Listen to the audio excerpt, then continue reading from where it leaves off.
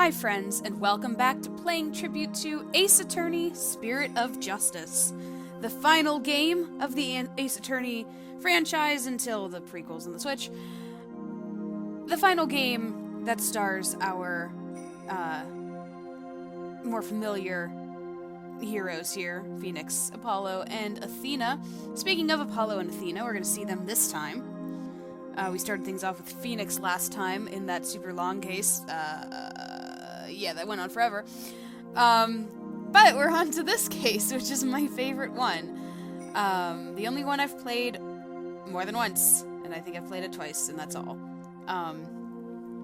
But I feel like I've played it rather recently. I mean, not that recently, but recently enough that I really remember a lot in it. I don't know. Well, I have no idea how long this is going to be. I know that it's 2 parts, so there's your heads up there.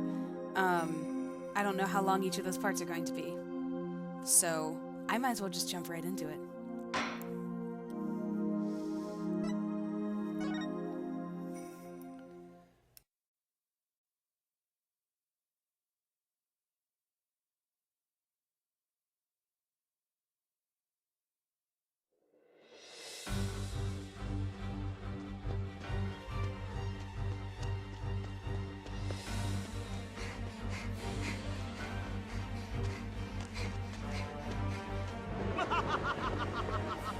Behold my might!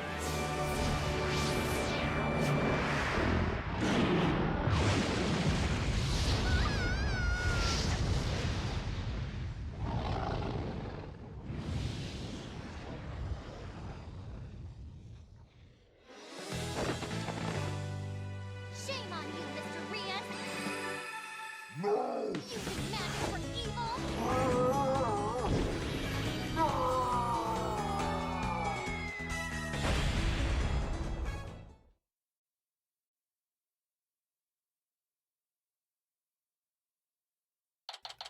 Was that mysterious as in mysterious?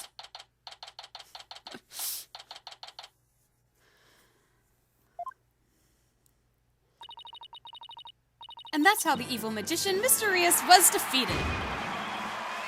Ah! I don't think it looked like that on stage. See you for Act 2, everybody.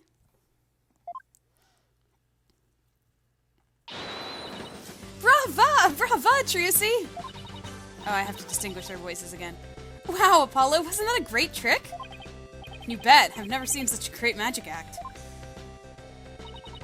Did you know they even featured Trucy's show on TV this morning?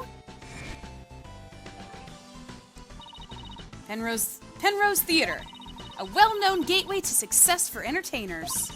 It's here at this famous theater that we'll finally get to see Trucy writes, Trucy in Grammar Island. That's cute.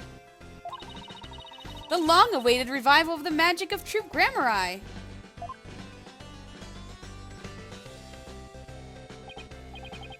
Wow, that explains why there's a TV crew here to cover the show. This is the perfect opportunity to promote the Write Anything agency, too. After all, people look up things that they see on TV, right? But wouldn't they be looking up the talent part and not the law part of our agency? Mamma mia, you're right. We get nothing but a request from Trucy's fans, wouldn't we? Oh well, guess we'll just have to make it in the old-fashioned way. My name is Apollo Justice. I'm a rookie lawyer with only about 2 years of experience under my belt. We're here to see Trucy's magic show. She's a fellow member of our agency. We came on behalf of our boss, Mr. Wright, who's away on a trip. Oh, and did you hear, Apollo? Even though it's only her debut, her shows are completely sold out. What, really? That's amazing. Voila! A star's born! Who knows how far she'll go? At this rate, nothing in the world can stop us. Wahaha! You do realize this has nothing to do with you, right? This is Athena Sykes. She's another member of our agency. She may not look it, but at just 19 years old, she's a lawyer as well. What do you mean, she may not look it? Of course course I look the part. Care to explain how exactly? Oh, come on, have a heart. Stop treating me like a child. That gadget around Athena's neck that spoke just now, that's Widget. Widget helps Athena out with her special field of expertise, analytical psychology. He also has a habit of blurting out whatever Athena's really thinking. Yeah, this little guy can be a little unruly at times. Hey, upgrade me already. Your attention, please. The show will restart after a 20-minute intermission. We ask that you please be back in your seats before the next act. Thank you. Hey, why don't we go say hi to Trucy in her dressing room during the break? Oh, yes! Let's go see the big star. I'm so nervous. What should I say to her? Whatever you usually say to her at the office every day. You have to distinguish her voice from Trucy's. Make Trucy's a little more childlike, I guess. So this is Trucy's dressing room. Looks like she's busy over there with someone. 3D models, man. She looks different, though. Her eyelashes look, like, thicker. Could you sign this, please, ma'am? Sure thing. Just the one sheet in this clipboard, right?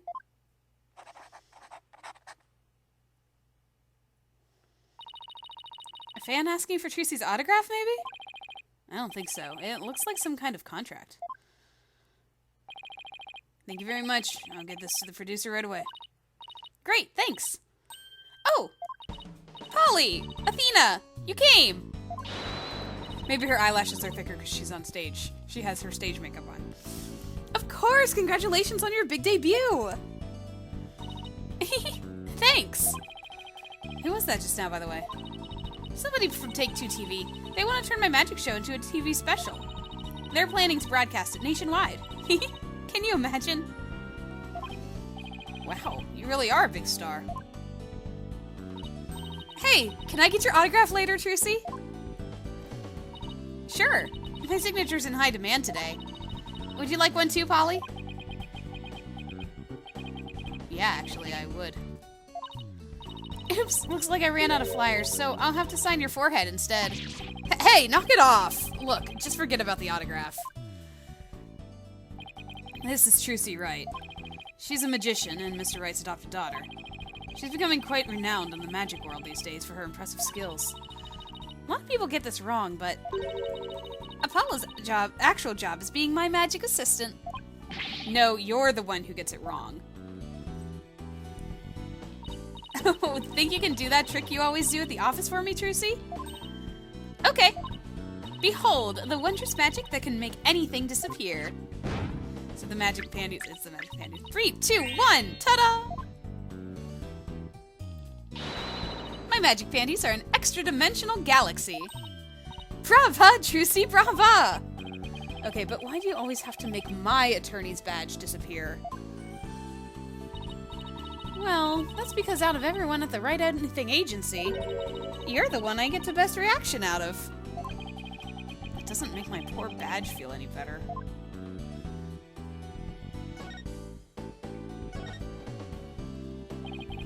Thanks again for inviting us, Trucy. Thank you for coming. Your show sure packs a wallop. I nearly fell out of my seat when that dragon showed up. There we go. I was like, what did it look like on stage, though? And when it attacked you? Phew. I was terrified, even though I knew it was all just part of the show. That's good, because that trick is the crowning glory of Act 1. I'm really glad you're enjoying the show. I heard your shows are completely sold out, Trucy. They say your fans were all over the tickets the instant they became available. Like hungry wolves going after their prey. Sounds like you've made a loyal pack of followers for yourself already, Trucy. But you two are the only ones who got a special VIP invitation from me. Today's just a dress rehearsal for the performers, staff, family, and friends. A general probe. Huh? That's what they call it in Germany. The real show isn't until the day after tomorrow. By the way, are you going to finally do your magic panties trick on stage after the break? Sorry to disappoint anyone who came just to see my magic panties, but my next trick is completely new. I'm debuting it today. Ooh, a new trick, huh? Are you gonna chop Apollo up into little lawyer bits? Funny, I don't recall ever agreeing to anything like that. Well, that does sound like a good idea. Today's trick is a totally new Troop Grammari original. The entire future of the troop is riding on the success of this special new trick. How so? This show is really important to me. It isn't like any of the other shows I've done. As the rightful heir to Troop Grammari repertoire of magic, this show is my first chance to unveil the tricks I've inherited. Troop Grammari, huh? Yeah, I have a poster of them hanging right over there.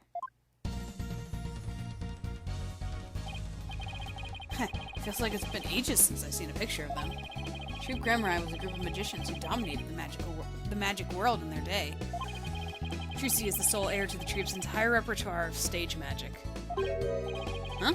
Who's this guy in green and purple on the left here? Oh, that's the great Mr. Rius. Mr. Rius, the other magician in today's show. He used to belong to Troop Grammari too, a long time ago.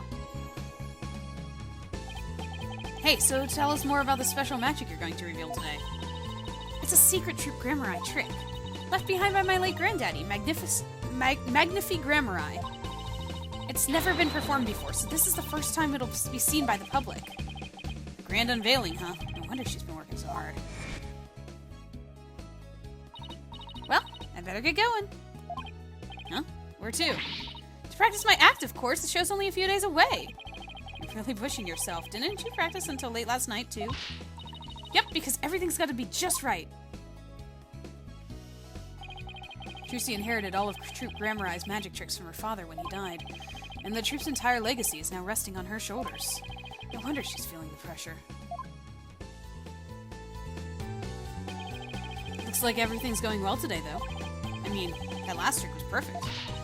Grace under pressure. That's me. After all, a true entertainer always keeps a smile on their face. That's the Troop Grammari creed. It's hard to believe you've accomplished so much, even though you're still in high school. But to tell you the truth, I'm actually pretty nervous. Who wouldn't be? Oh, I bet this will do the trick. You'll be fine, Trucy. If anybody can do it, you can. But Polly, that was just the boost I needed. Thanks.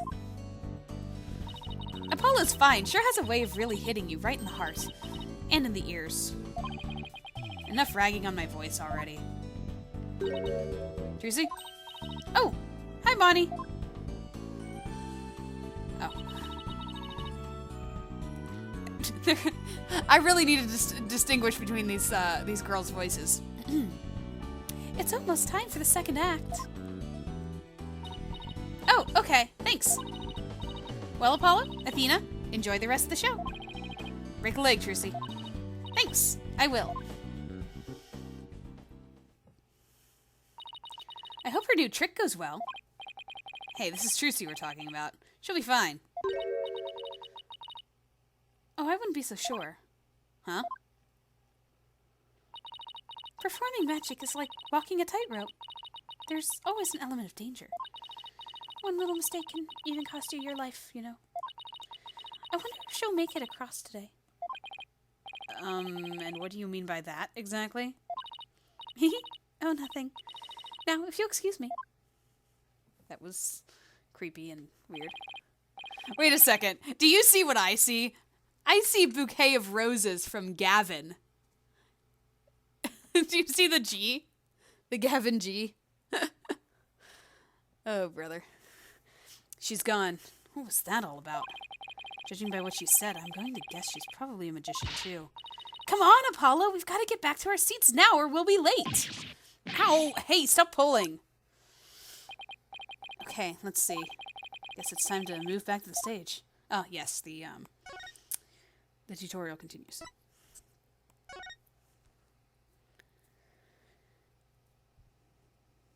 I love how you can see his bracelet in the outline of him.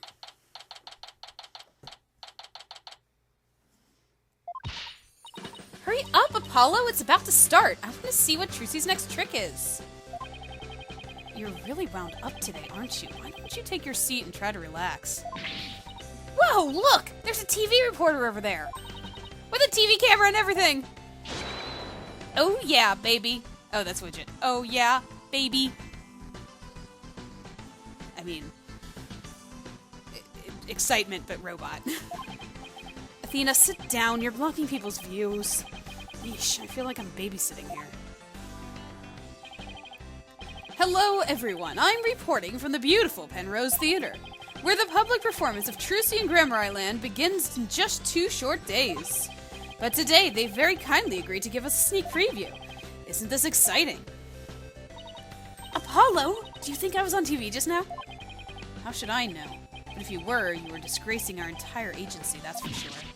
Hey, what the heck is that supposed to mean?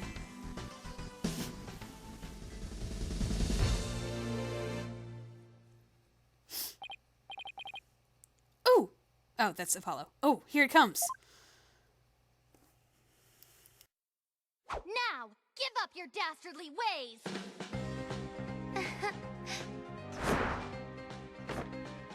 Huh? Over here. Ah! Ah!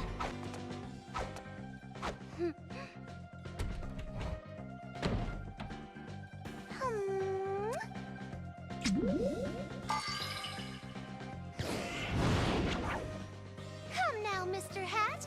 Offer the girl's life up to Mr. Rias and bring him back to life.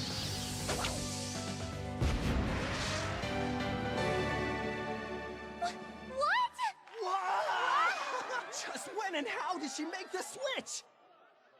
You won't be reviving anyone today.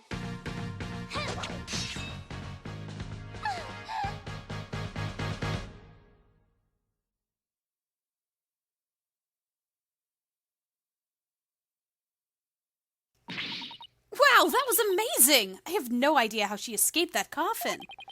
I'm glad Trucy's escape trick went off without a hitch.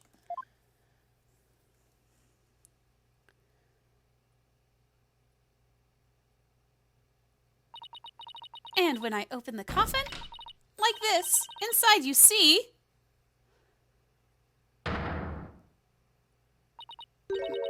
Mr. Rias? But how... I wonder what's going on. He's not getting up. Eek! Trucy?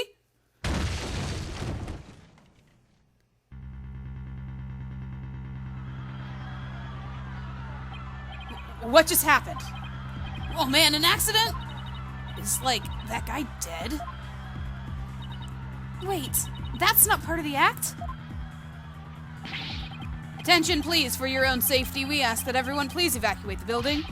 What's going on? Is Trucy okay? Outside, everyone, evacuate immediately, please. Whoa, hey, stop grabbing at me! Trucy!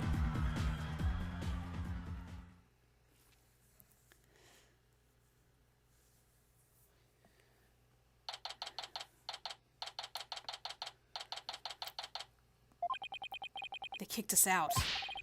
Hey, what gives? Will somebody please tell us what's going on? Poor Trucy, I hope she's okay. Hey, here comes that staff member from before. Your attention, please. We regret to inform you that today's show has been canceled. What? But I was looking forward to the rest of it. We are very sorry, but the theater is on lockdown pending a police investigation. Excuse me, is it because of the accident? That man in the coffin, is he... well, we're still trying to figure things out, sir. But I can tell you that Miss Wright is fine. She wasn't injured, so please don't worry. Thank goodness she's okay. Hey, you there! What the heck's going on? They wouldn't even let me in. Me, for crying out loud. Oh, Mr. Rettins? Mr. Rettins? Rettins, sure. There was an accident during the show. An accident? Great, just great.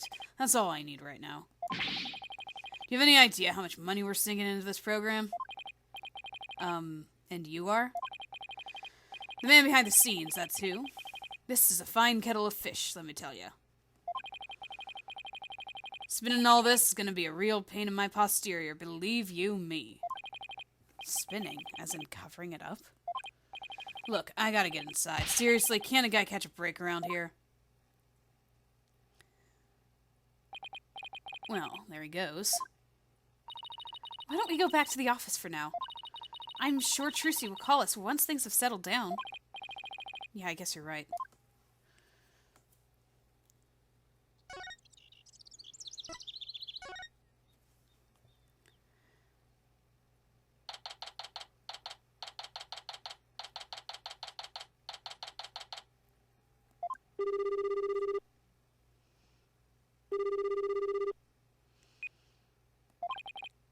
It's no use. I can't get a hold of Mr. Wright. What if something's happened to him in Kurain? Maybe he got caught up in some kind of trouble again, as always. Yeah, trouble's drawn to him like iron fillings to a magnet. Hey, Apollo! Speaking of Kurain, they're showing something about it on TV right now. There has been some surprising news coming out of the Kingdom of Kurain. The country recently saw defense attorney Phoenix Wright win a not guilty verdict, the first verdict of its kind in 23 years. Mr. Wright won a trial in Kurain? Lawyers are said to be highly disrespected in the Kingdom of Kurain, so Mr. Wright's win was an upset victory amidst entrenched hostility. Wow! Did you hear that? The first time in 23 years? Yeah, but what was he doing in court there in the first place? I thought he just went for a visit. So he was in some kind of trouble, just like we thought. Next, an update on the unfortunate accident that occurred at the Penrose Theater. Hey, now they're talking about the accident at Trucy's show. Famed magician, the great Mysterious, was skewered with a sword and died on the spot. Oh no. So he really is dead. And now here's the footage of that deadly moment.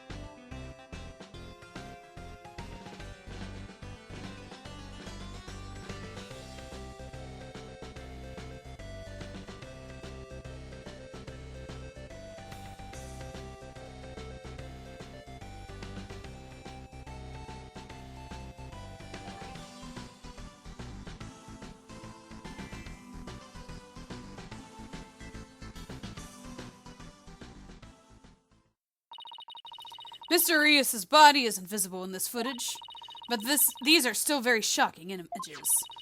The magician Trucy Wright is reportedly still only a high school student. Could it be that this unfortunate accident happened due to a lack of proper training? Did the young magician have enough experience, preparation, and knowledge? Some might say that Troupe Grammari should be held accountable for this incident. Hey, what kind of biased reporting is that? Yeah, they're making it sound like it's all Trucy's fault. Oh, we've just received more breaking news. Oh my! The young magician in question, Trucy Wright, is now under arrest at the charge of involuntary manslaughter. What? We will keep you updated as this unfortunate tale unfolds. Stay tuned. Trucy's under arrest? She can't be. Apollo, we've got to do something. Yeah, let's get down to the detention center right away. But before I forget, I think I'll jot a few things down about the case. So record a record and make a few notes. You can use it like a to-do list. Yes, if I ever get stuck, I can refer to these notes. That's like if I get stuck with, where to go next. Not in the trial. Aw, Trucy.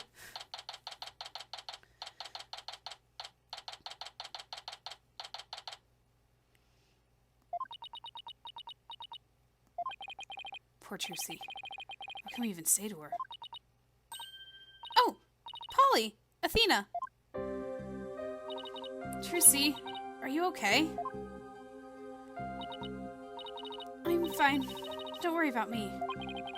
we saw the news about the accident on TV. Guess I can't Houdini my way out of this one. I got arrested and everything. They say I'm the one who caused the accident. But that's not true, right? To be honest, I don't really know. I mean, I have no idea how an accident like that could have happened. The trick went off without a hitch, I'm sure of that much. Still, the police just won't listen to me. I've already decided that it was all my fault. I'm exhausted after all their questions. Wondering who the detective in charge is. Looks like she's been able to hang in there at least. Yeah, she really is one tough cookie. I know you're tired, but can you tell us a little bit about the accident? Yes, of course. Go ahead and ask me anything. I'll be fine.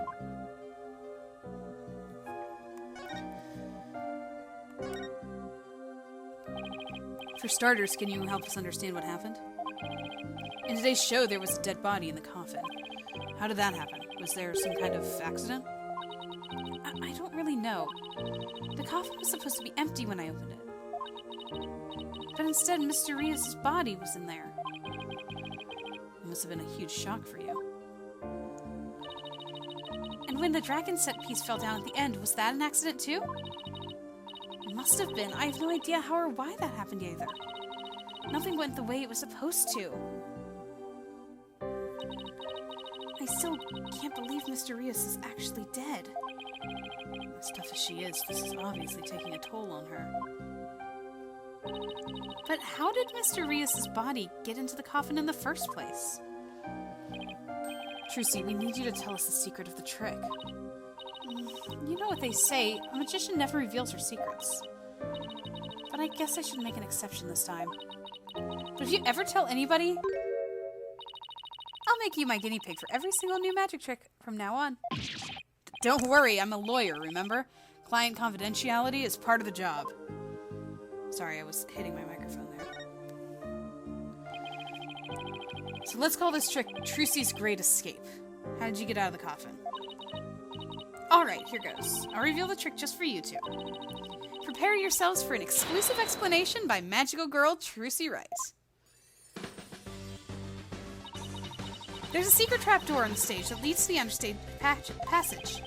A trapdoor. So when did you slip down to the understage passage? Remember when Mr. Hat was on stage holding a sword next to the coffin? Well, by then I had already escaped from the coffin and was waiting understage. And while I was down there, I did several things to get ready for the next part. What technique? Okay, so what happened next? Mr. Hat was quickly raised up to the catwalk by the wire. There's a cushion up there that acts as a shock absorber when Mr. Hat hits it. Meanwhile, I pop back up onto the stage through a different trapdoor. And voila! The switch is complete.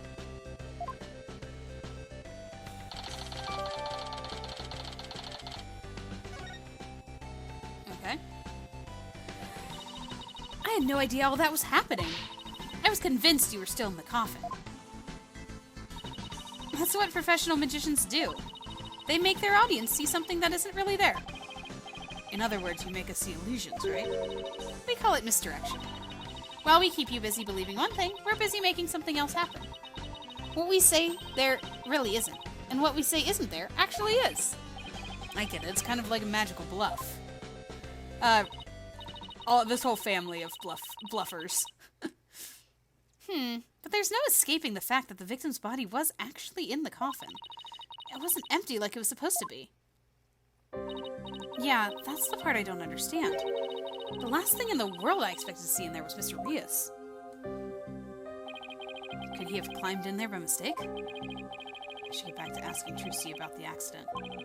Can you tell us more about the victim?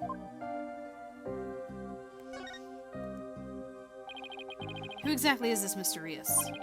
You said he used to belong to True Grimoire, right? Wait, you don't know who the great Mr. Rios is, Apollo? He's super famous. He's all people talk about on TV. Really? I just assumed he was one of Trucy's assistants. Way to diss the dead, Apollo. So how did the two of you come to perform together, Trucy? Well, like I said, he used to be a member of Troop Grammari. He was a protege of my granddaddy, Magnifi Grammari. So the TV station arranged for us to perform together this time because of that connection. Did he continue performing as a magician after he left Troop Grammari? No, he got injured while practicing for a show about 13 years ago. That's why he left the troupe. After that, he took a break from magic for a while. I'm pretty sure it's a recent thing, him getting famous again. What do we know about him here? Oh, we don't. He's not there yet. I only started seeing him on TV again, maybe last year. I had nothing but respect for Mr. Rios as a magician. I can't tell you how sad I am that this happened. I can't imagine how traumatic it must be to have someone die during your big show. Oh, but hey! Don't worry, I'm fine. I have to stay strong for my fans. Aw, Trucy. Huh, my bracelet is reacting. People tend to unconsciously tense up when they're trying to hide something. When I pick on their distress, the bracelet around my wrist starts to feel tight. So I guess this means that Trucy's trying to hide something from me. Guess I should give my bracelet a touch.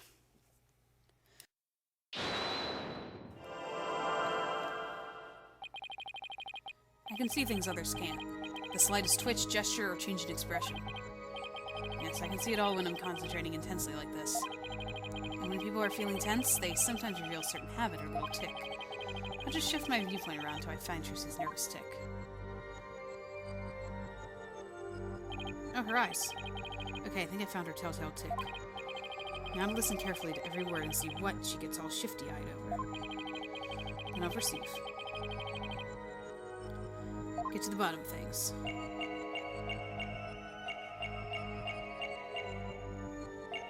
You are not fine, Trucy. Poor thing. Gotcha! Come on, Trucy. You should know by now that you can't hide anything from me. Don't tell me that your bracelet reacted. Yep. And here I thought my smile was going to do the trick. Looks like I broke the first rule of being a magician. A true entertainer always keeps a smile on their face, right? I remember hearing you say that before. That's right. It's a Grammari motto that my daddy used to say before he passed away. I'll never forget it. It's one of the few precious memories I have of him. But you can't keep everything inside, Trucy. You'll burst. Why don't you tell me what's bothering you? I can't! If I did, you wouldn't believe in me anymore.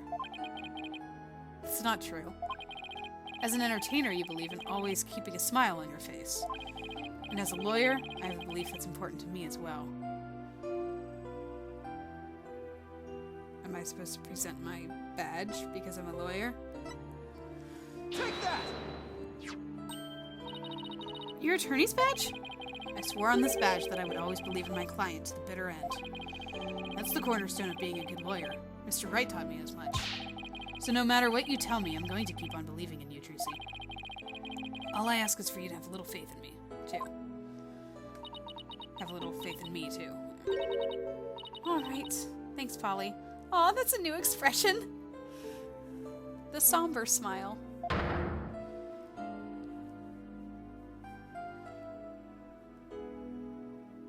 All right. Polly, what if I made a mistake? What do you mean? What if I really was me who stabbed Mr. Rios? What makes you say that? Well, in my escape trick, I used both a real sword and a rubber sword. I switched the real sword for the rubber sword just before I stabbed it into the coffin. So even if someone had been in there, the rubber sword shouldn't have hurt them. But Mr. Rios was found dead in the coffin. Oh, but Mr. Rios was found dead in the coffin. I know! It just doesn't make any sense! I know I swapped the swords. You're absolutely sure? Positive! I practiced that trick hundreds of times with no mistakes. I remember very clearly swapping the swords this time too. But could I have made a mistake this time? Could she really have?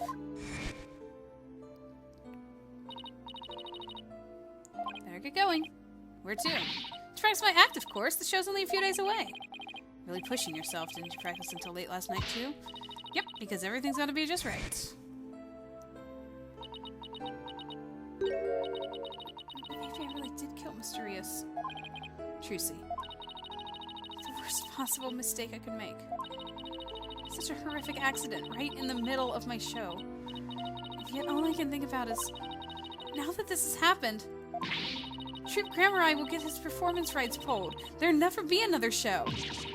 Everything my family worked so hard for will be gone forever. And poor Mr. Rios had his whole life and a great career ahead of him.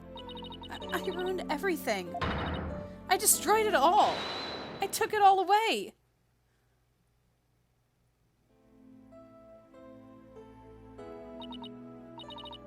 Polly, I'm ready to pay for what I did. Trucy, I don't think you did anything wrong. You don't? I've had one question going through my mind this whole time. Was this accident really your fault?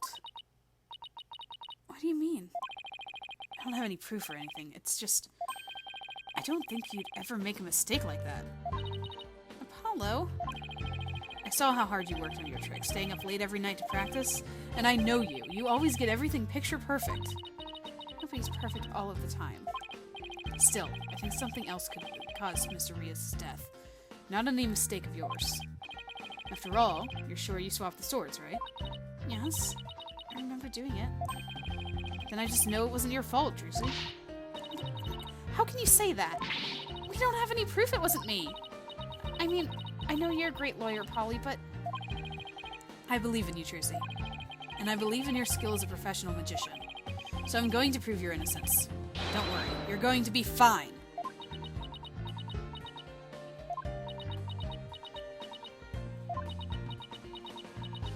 That's new, too. Aw.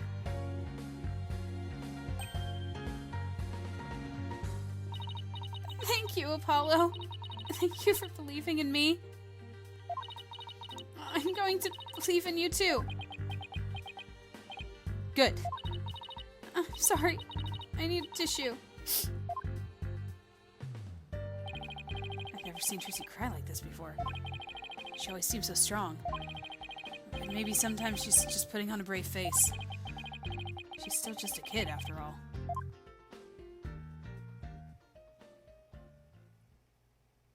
Aw. So I have to ask to make it official, but will you let me defend you? Yes! I'm counting on you! I don't want to have to cancel the show on its opening day! Right. She seems fine now. Trucy! Let's win this trial together! Unlike some people.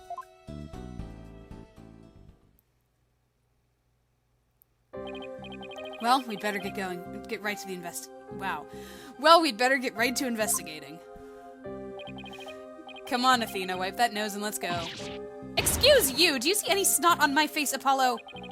Yeesh, talk about an emotional roller coaster. We'll need to investigate the stage at Penrose Theater where the body was found. Yeah. I hope no one will try to stop us. If you're going to the Penrose Theater, can I ask you a favor? Of course, what is it? I left a very special notebook behind in my dressing room. Sure, we can pick it up for you. That notebook is really, really important to me. I don't know what I'd do if anybody read it. Wow, I wonder what's in it. The notebook is in my blue handbag on the table. It's big and black. You can't miss it. Thanks in advance. And with that, I've got to go. Seems they've got more questions for me. Alright, see you later, Trucy. So should we investigate the stage first, or go get the notebook? I guess that's up to me. Let's go get her notebook. She seemed really, worried about it.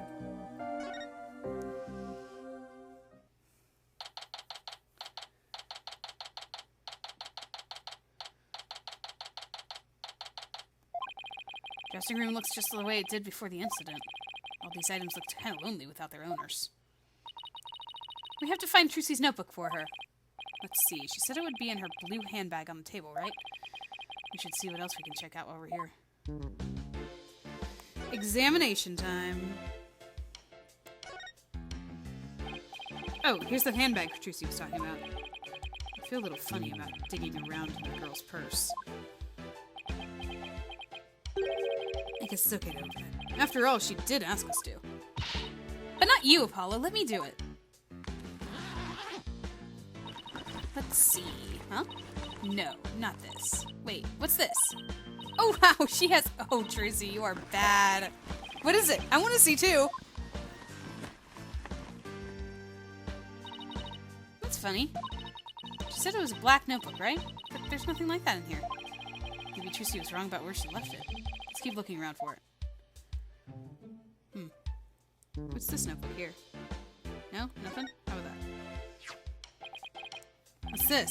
A script of the show? It says Bonnie, so it must belong to that bunny assistant we saw on the show. Oh. You and I got to see the first 2 parts up to the end of the 10:20 a.m. segment. Mr. Rios transforms into a dragon, Trucy's hat trick. Bonnie's teleportation trick, and Trucy's escape trick. Mr. Rios' fire trick. This will be dangerous, make sure the fire bucket is ready. But this is Mr. Rios' fire trick. We didn't get to see that part. Yeah, because they canceled the show after the accident. Hey, there's a note about the fire trick. This will be dangerous. Make sure the fire bucket is ready. Come to think of it, when Mr. Rios turned into a dragon, it breathed fire, didn't it? Coin tricks and fire tricks were Mr. Rios' specialties. Maybe they had some big finale planned. Where Mr. Rios and Trucy would face off in a grand magical showdown after his revival.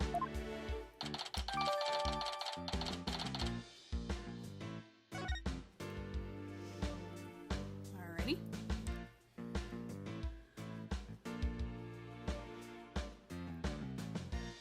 I want to click on this.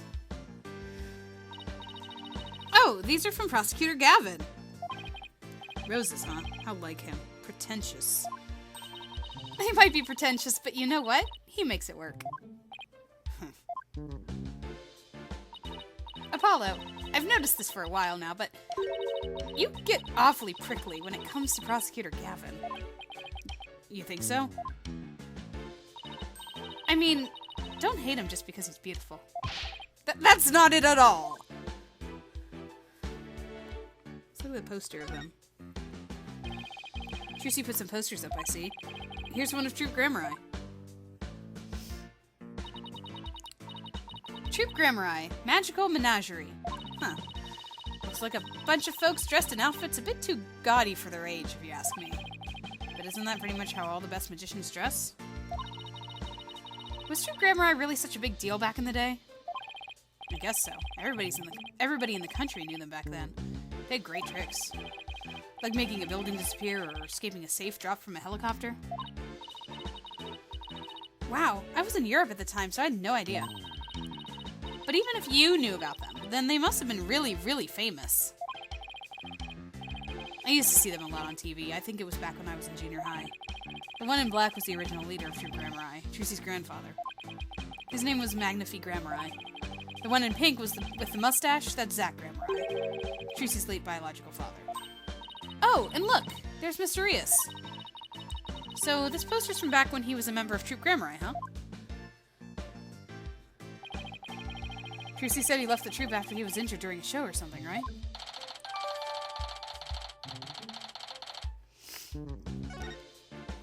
Alrighty. This looks like it's all his stuff because it's purple and green.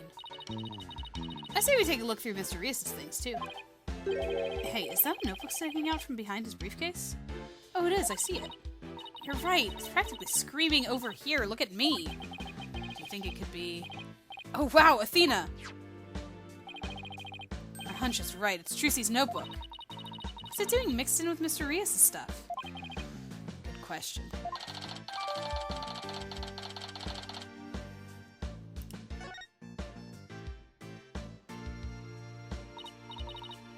It's locked. I guess that means we can't read it. Wonder what kinds of secrets are in there to make her want to lock it. A girl at her age needs her privacy. Besides, everybody has a secret or two they don't want others to know about. If there's anything in there about kisses or crushes, I think Mr. Wright would cry. Well, we've examined just about everything, I think. Looking through other people's stuff wasn't so thrilling. Or was so thrilling. Like I'm doing something naughty. I know what you mean. Just don't go poking around in my things in the office. Why? What do you have to hide? I don't don't think I like how her eyes lit up all of a sudden. Anyway, we better get this notebook to Trucy. Right, but they're questioning her, so let's go to the stage.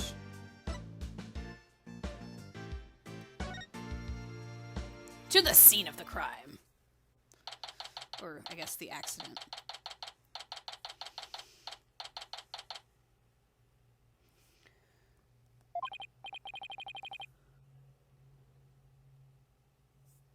Okay, let's get down to business. Hey, what do you think you're doing? We're the attorneys for the defendant in this case. Is it alright if we examine the scene? Of course it's not alright. I don't care if you're the defense or the president. No unauthorized investigations. Oh, come on. It wouldn't kill you to let us take a little look around. I said no. Now get out of here. Scram. I miss the spy. I guess we'll just have to try and get permission from the lead detective. Who is the lead detective? Maybe whoever the lead detective is out at the theater.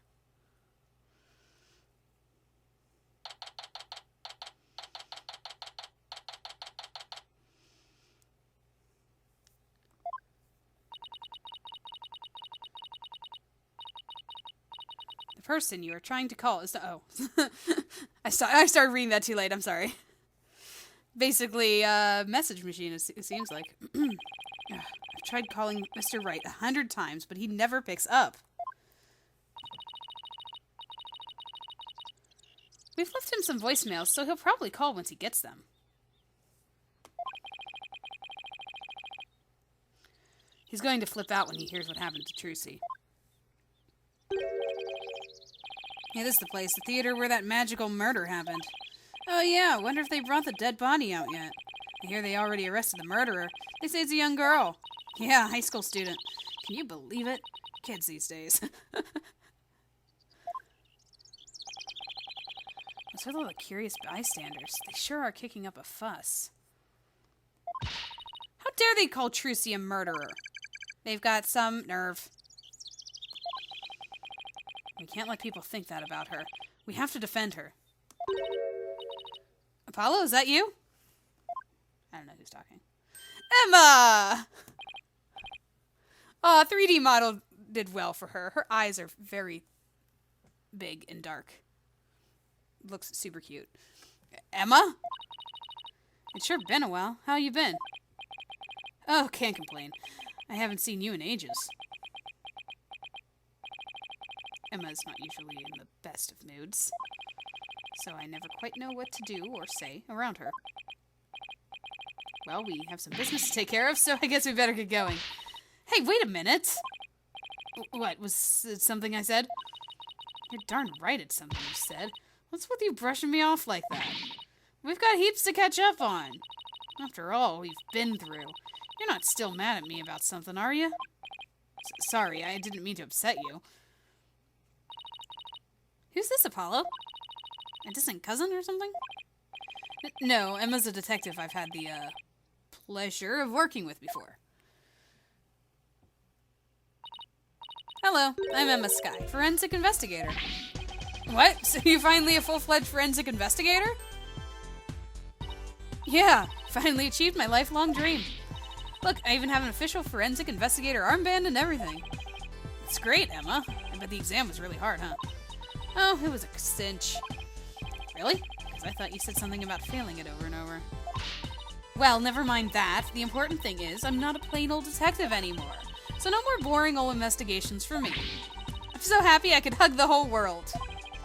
Coming from you, that's really something. Criminals beware.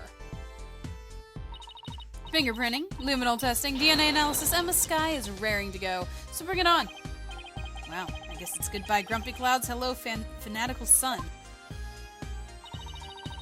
She's very cheerful, isn't she? Is it because of the weather or something?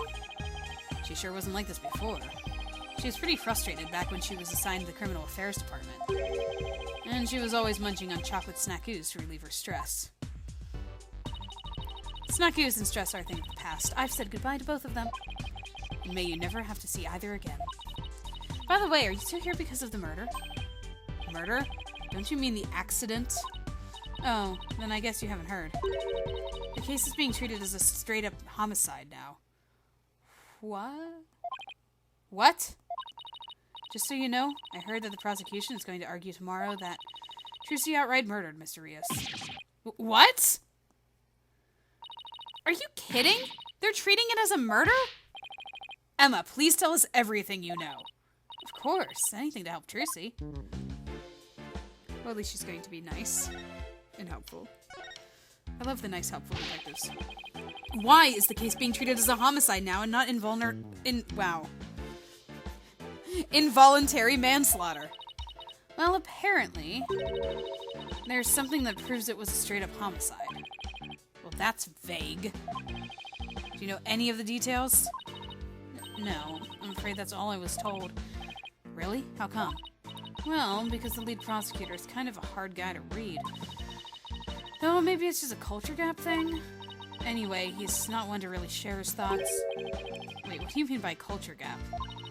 I mean that he's a foreigner, so his way of going about things is different. So who exactly am I up against tomorrow? Let's continue this line of questioning. Chief Prosecutor Edgeworth has been reorganizing the prosecutor's office lately. As a part of that effort, he's gotten rid of a lot of corrupt prosecutors. So the prosecutor's office is looking pretty empty these days. And that's how a foreign prosecutor got assigned to this case. That's part of it, yes. We were short on prosecutors, and this guy just happened to be visiting. And what's the purpose of his visit? Well, some insurgents from the Kingdom of Kurain are thought to be hiding out here. As an international prosecutor, he apparently came to investigate the matter personally. So he's from the Kingdom of Kurain. That's right. He's also a Kurainist monk. A monk. So how did he get assigned to this particular case anyway? Seems he's very devoted to furthering his studies as a prosecutor. He wanted to learn how crime scenes are investigated here, so he just showed up. So he was just curious, huh? He looked the entire crime scene over quite earnestly. And just as everyone else was ready to call it a case of involuntary manslaughter, this is most certainly a murder. The cruel act of an impure soul. That's what he said, just like that. Then he volunteered himself as the prosecutor for the case. With a shortage of prosecutors right now, the prosecutor's office was glad to have him. So Trucy was arrested for murder, all because of this guy, huh?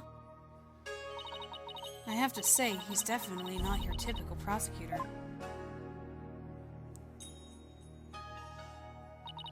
He says court is where a victim receives their last rites. Where the truth is revealed, the criminal is judged, and the victim's soul sees salvation. Receiving last rites in a court allows the victim to finally rest in peace, or so he claims. So, to him, a trial is like performing funeral rites for the victim, huh? That's certainly a unique way of looking at it. His name is... Nayuta Sadmati. Yeah, okay. That's fine. I can pronounce that. Nayuta Sadmati. What? Nayuta Sadmati? That's right. What, do you know him or something? Oh, I guess you could say I've heard of him. Yeah, well, he is pretty famous. Really? Yes, they say he travels the world, solving difficult case after difficult case.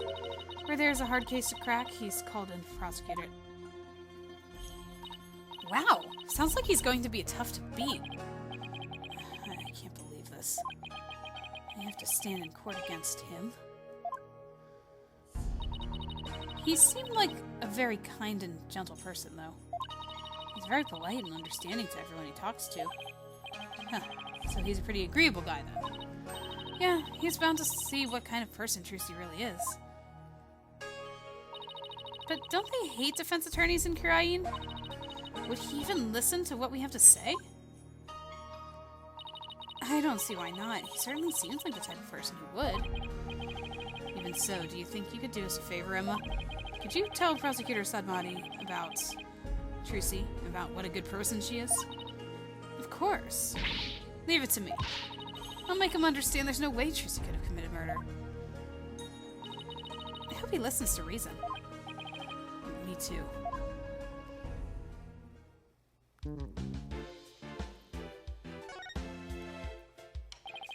Congrats on finally becoming a forensics investigator you always wanted to be. Thanks. I failed that exam so many times, but I finally did it. I can finally use my forensics kit openly, whenever I want. Oh yeah, you used to have to stealth use a kit you sent away for. Oh, I still use that one too. But now it's more of a hobby kit. It's important to have hobbies too, you know. So basically nothing's changed. Are you kidding? I don't have to worry about getting in trouble for taking fingerprints for fun now. It's positively life-changing. I can take all the prints I want. Are you sure you're allowed to do that? Sure, I'm sure. I've been collecting all the prints I've taken to a personal database. Now hold out your hands. I need to get your prints too. Just promise me you won't use them for evil. I can't believe she took my prints too, Apollo. This is looking pretty bad, Apollo. They're calling it a murder, and they've even got proof. What are we going to do? Look on the bright side, that's what. Bright side? What bright side? Well, the good thing about there being proof is that it has to point to the real killer. If we can find out who that is, we can prove Trucy's innocence. Oh! Hey, you're right! Which means our objectives are clear. We have to find two things. Proof of Trucy's innocence, and evidence of the true culprit's identity. You know what, Apollo? You're starting to give me a glimmer of hope. And that means there's only one thing to do. Emma, would it be alright if we investigate the scene? If I said no, you just could do it behind my back anyway, right? Would I do something like that? Guess the jig is up. Oh, alright, but I'd better come along. Who knows what sorts of mischief you'd get into if I wasn't there to keep an eye on you. Mischief? Sounds like Emma trusts you about as far as she can throw you, Apollo. He has been known to move things around at the scene of the crime, you know. And what about you? You used to do all kinds of forensics tests on things without permission. There's something wrong with that. After all, the forensics is always on the side of justice. How is that even remotely fair?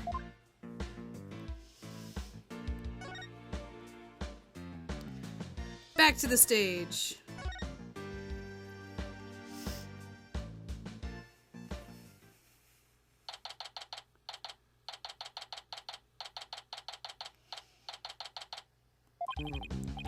Alright, let's get down to investigating, shall we? Yes, we shall. Just make sure you don't move anything or I'll get in big trouble. Fine, I promise. To only move the things I have to. Well, I have my own investigation to conduct, but let me know if you need anything. It's been a while since we've done any investigating. Well, what are we waiting for? Let's dive right in. Oh, that's Athena, sorry. You do remember how to do this, right? If you don't, I can give you a quick rundown. Should I have Athena give me a rundown? No, I'm fine. We don't need to tutorial that badly. Don't worry about me. I've got it all locked away in the vault up here. Good, and I'm sure it'll all come back to me too as we go along.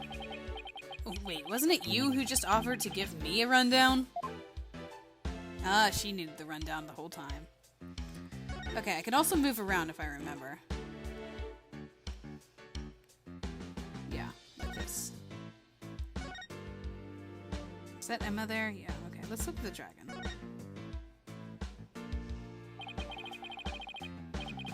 This is what they call a set piece. It's a piece of on-stage scenery.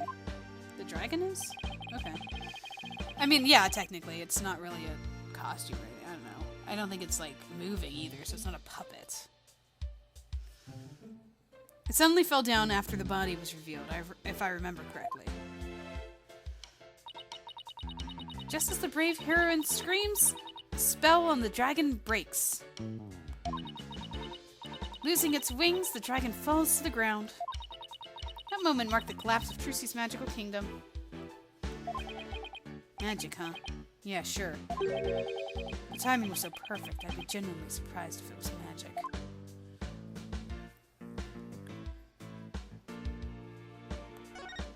There's a sword sticking out of that box. Oh, I've seen something like this before. It's like that game where you stick swords into a barrel until a little man inside pops up. Huh? That doesn't sound like any game I've ever heard of. Really? It's pretty famous in Europe. Did you have anything to play with as a kid? Oh, you know us simple Americans. We're happy with just a hoop and a stick. Again, a bit lost in translation there, but oh well. Should I talk to Emma? I'm sure it's fine. Wow, this dragon is a lot more handmade than I expected. Yeah, well, I can't tell you how many hours I put into that freaking thing. What? You made it? Trucy had me help put it together, you know, as her assistant. Aw, Apollo, you made that? That's awesome! She has you wrapped around her little finger, doesn't she? Trucy's smile has some kind of a magical power that makes it impossible to say no.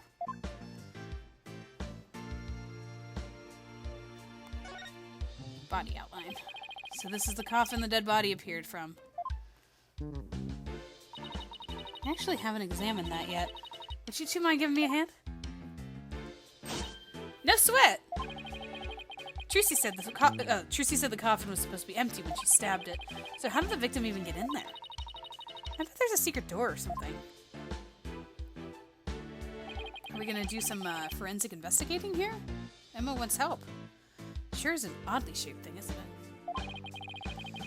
Who knew it could unfold into something like this?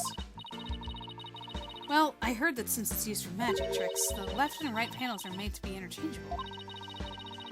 How that helps with magic tricks, though, I have no idea. I'm sure they make use of it in some way we can't even imagine. Interchangeable, huh? That's interesting to know. It's probably important. Wait a minute. It looks like the bottom of the coffin opens, too. Oh, a secret door! Oh, a secret door! Let's try opening it! Right, we know about that. Look at that. It seems to lead to someplace under the stage. Yeah, we know about that, because we talked to Trucy already. That's right, goes to the understage passage. It's pitch black down there. Oh, hold on, I think I see something glowing faintly. It's hard to make anything out from up here. If you try to go down there, the magicians will get mad at you. Apparently, there are things down there that will give away the secrets behind their tricks. Well, that stinks. It's all right there, and we can't even check it out? We're definitely going to have to examine that understage passage at some point, though. Okay, but we can't do it now. Interesting. Alright, let's look at the body. Or where the body was. A white outline, huh? So this is where the body was. Yup. What exactly did it look like just after the incident occurred, I wonder? Oh, I have a photo of the crime scene. Here you go. Oh, thanks, dude. Oh, wow! Looks like he was stabbed in the back. Huh. That's interesting, because if Trucy put the sword into the side, wouldn't he have been stabbed in the side? Yes, it's definitely what killed him. What's this thing around his waist? It's a stunt harness. A stunt wire can be attached to it so the person can float and fly through the air. Come to think of it, he did fly in Act 1, didn't he? I don't know. Act 1 was like a movie instead of being on stage.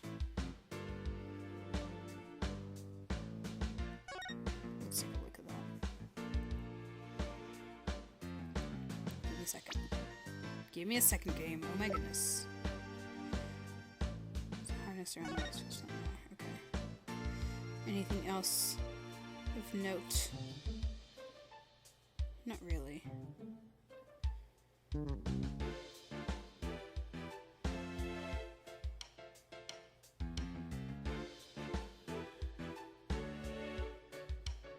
Does this cape do something weird? What's going on with this cape? It's like split in half.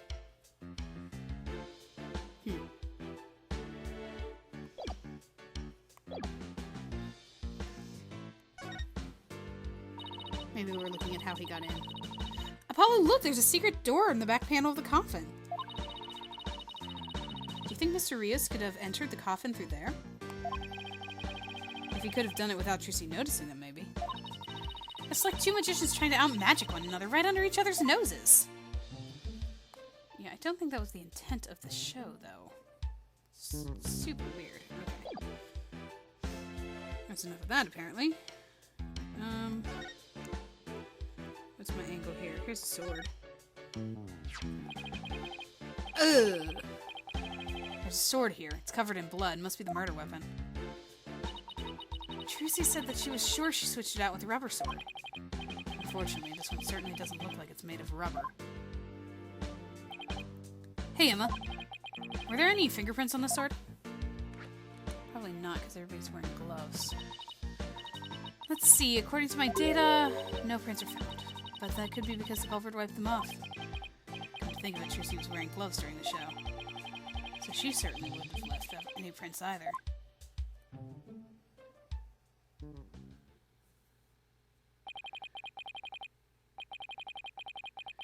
Something isn't right. It just doesn't make any sense. What's the matter, Apollo?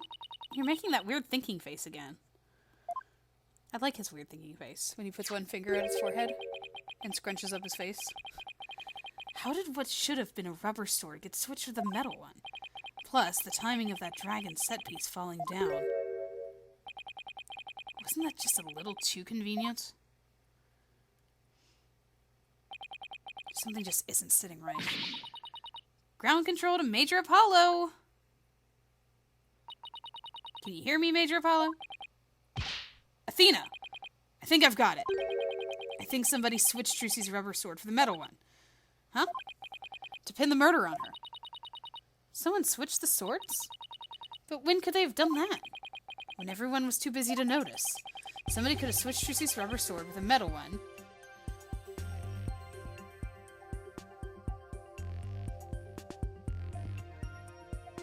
After the set piece fell. Because she would have, like right before the trick would be when she would have switched the sword. So it's talking about after the fact, after the death. After the set piece fell, everybody in the audience was kicked out of the theater. In the ensuing chaos, somebody could have carried out a cover-up operation. Any one of the stagehands or show personnel could have done it before the police arrived.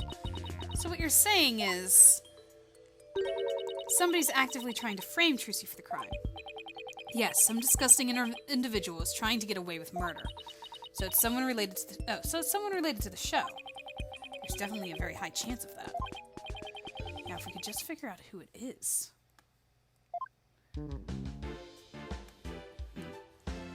Indeed. Talk to us, Emma. Emma, can I ask you a question?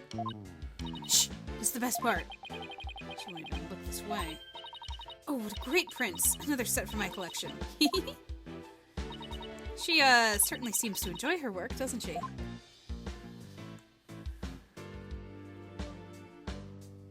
Oh, hey, this is a curtain. Wonder what's behind it.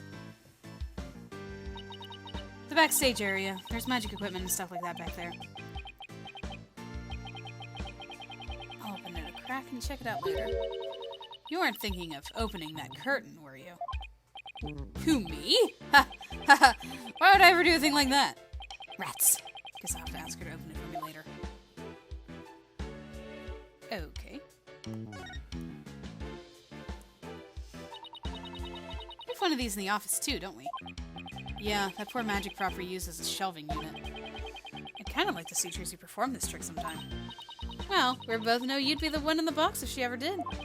I feel bad for the prop, but it can stay in the as a shelving unit in that case. I think I'm out of things to examine. Oh wait, what's that? Oh, the camera. That video camera's pointing right at the stage. I wonder what it recorded. I won't take a peek, but Emma would. Wow, this residue data is so fascinating. She's so fixated on that bloodstain data. Her eyes are getting bloodshot. Quick, Apollo! While Emma's off in Forensics Fantasy Land. Let's see what's recorded on the camera. It's probably the thing we already saw. Yeah, it's the thing we already saw. I guess I can skip it. It's okay. We might notice more things. I have a feeling this is going to be important.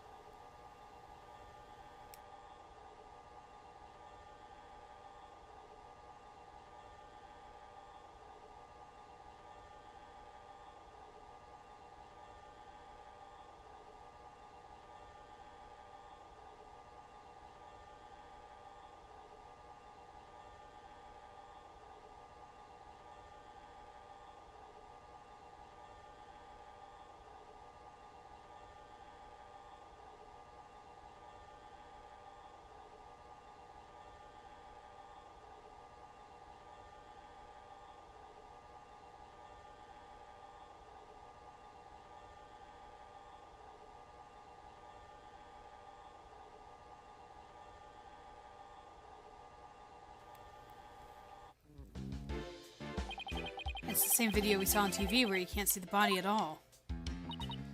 Apollo, did you notice a strange shadow in that footage?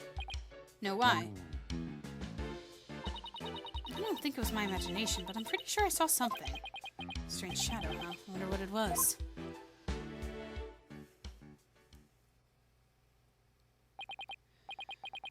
Let's see. What else do we need to do on the stage?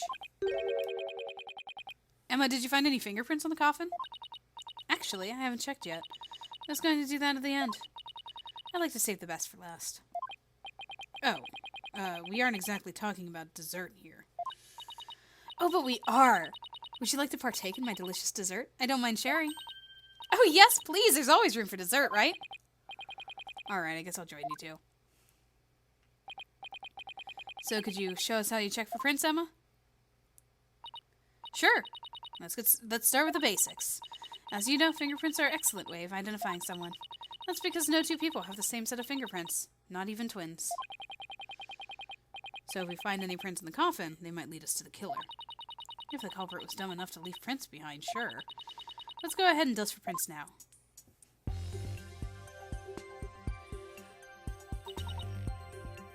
Let's see.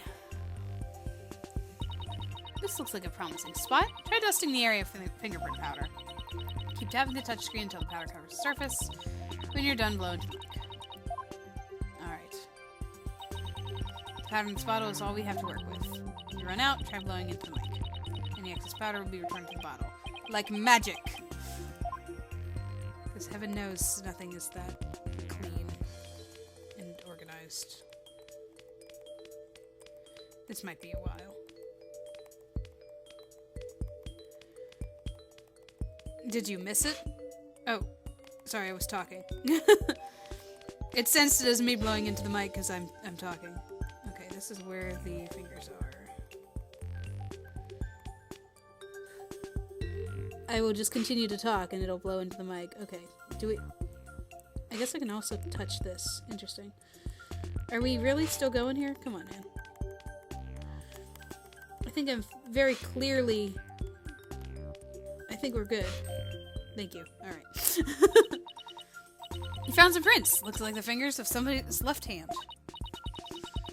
Now let's try comparing these with the ones we have on file.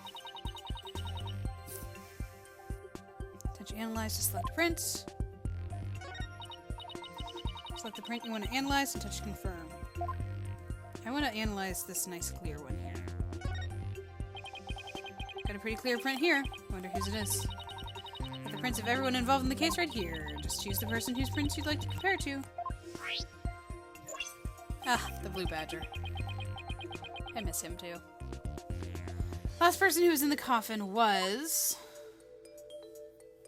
our guy here. The Great Mysterious.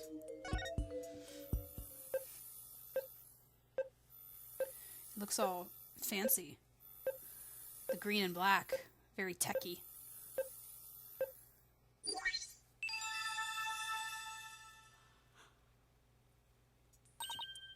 Bingo!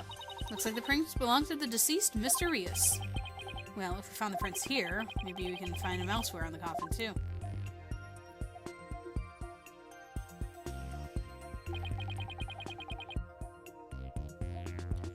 Wait, did she say left hand?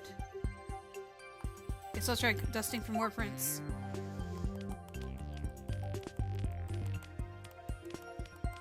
Why is the left hand on the right side of the coffin? Hmm?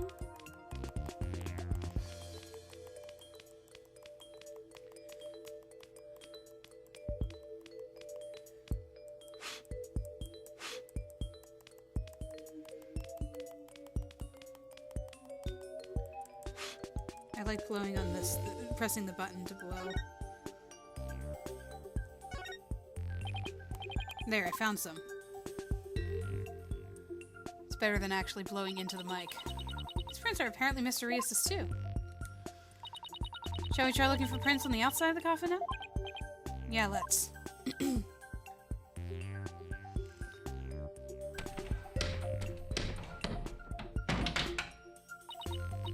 This time you'll be able to rotate the coffin and look around from different angles. That'll give you a chance to examine it thoroughly. If you ever get stuck or confused, you can always touch reset. If I find any prints, I'll choose one to run against your data, just like before. Okay. So...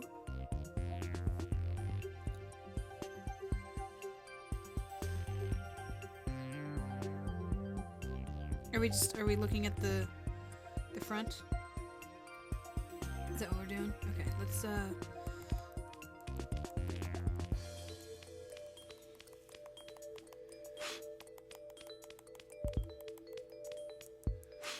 oh, here's something. And here's something over here too.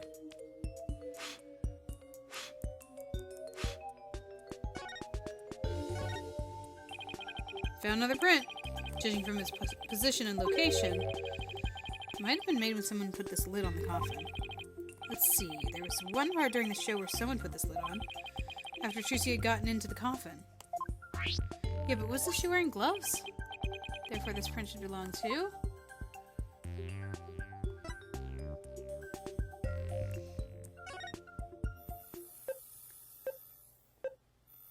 I love how we just are finding things that should be there.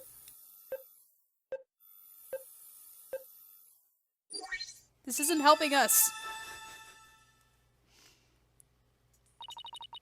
Looks like the print belongs to that bunny girl. Come to think of it, she did put the lid on the coffin during the show. Oh, she wasn't wearing gloves. Okay. Just like weird little cuffs. That's probably when she left her print on the lid. Now then, I wonder if I can find any more prints. On the front? Oh, I can rotate it.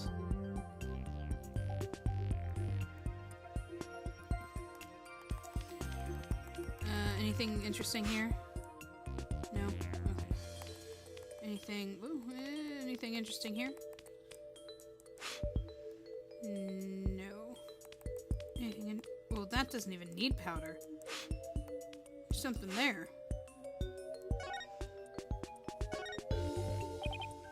There, I got a print. Alright, I'll check it against my data. Huh? That's funny. It doesn't match any of the prints of anyone involved in this case. Really? None of them? How can that be? Well, that's interesting.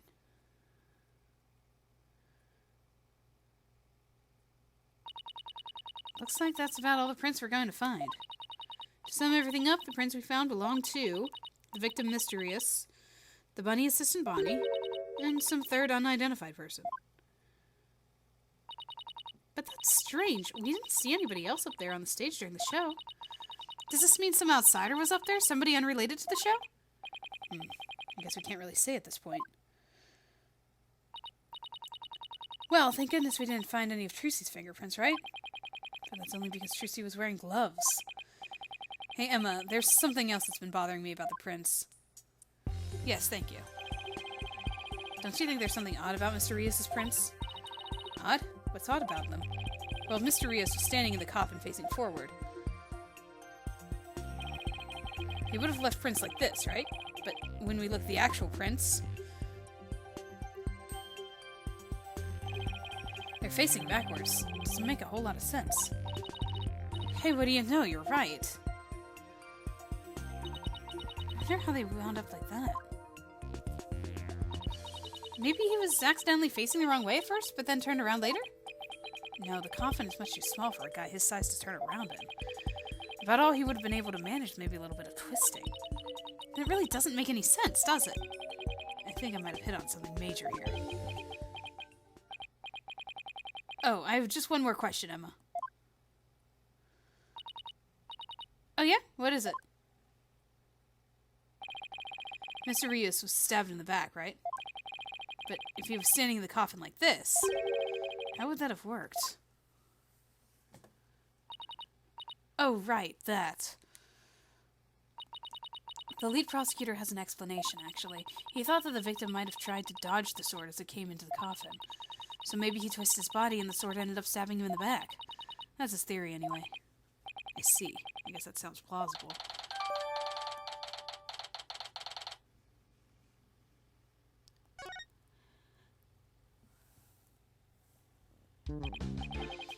Well, I guess that about wraps up our investigation of the stage.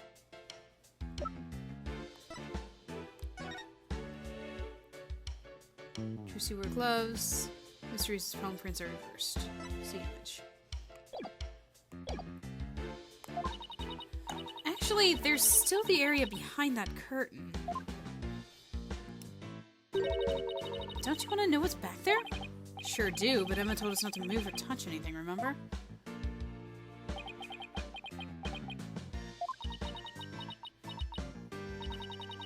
Would you quit staring at me? Fine, I'll open it for you. Thank you! Wow, look at you flaunting your lady killer eyes. I have my ways. I'm only doing this so I won't get charged with animal abuse for not throwing you a bone.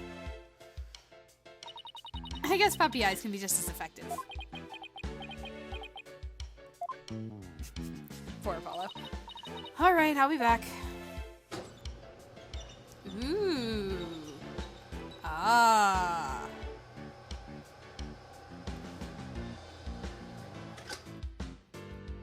Is that a guillotine? Well, go on and investigate to your heart's content. But before you go moving anything, I know, we'll be sure to ask first. Oh, by the way, just examine the backstage and move to the area beyond the curtain. Alright, time to get investigating. Examine the backstage and move to the area behind the curtain. Seeing the stage this way kind of breaks the illusion, doesn't it? It just goes to show that some things are better left unseen. Ooh, listen to you, sounding all grown up and stuff. Don't worry, I'm sure you have some cynical one-liners of your own someday too. Oh boy, I can't wait!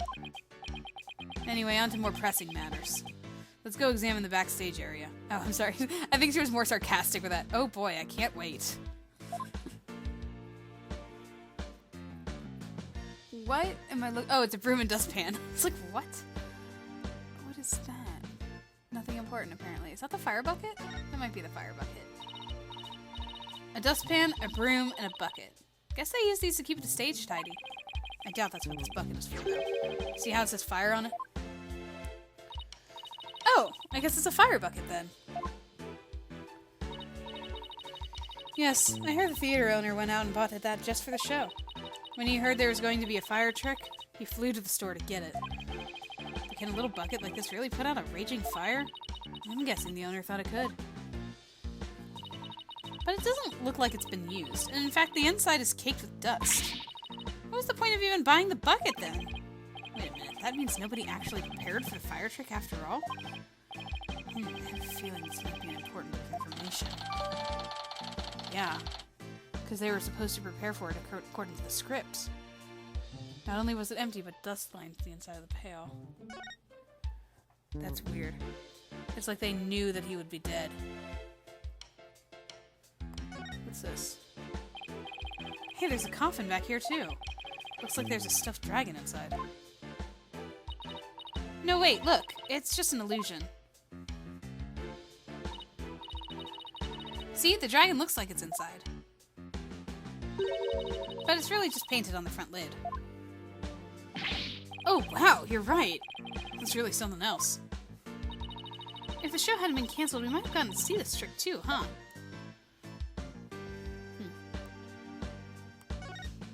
Let's see if we get the ladder joke. Looks like this ladder leads to the catwalk overhead. Do I really have to go up there? Why don't you go on up and check it out, Athena? I'm sure you'll like the air up there. Huh? Where in the world do you get that idea from? Wait a minute. Are you saying I'm an airhead? How rude can you get? That's not what I'm saying at all. Now up you go. I'll just wait down here. Okay, now I'm starting to get the picture. You're afraid of heights, aren't you, Apollo? Yes, he is. Apparently both he and Phoenix share this fear. Come on now, this is for Trucy. She needs us, so up the catwalk we go. Well, I guess it's time to put on my big boy pants.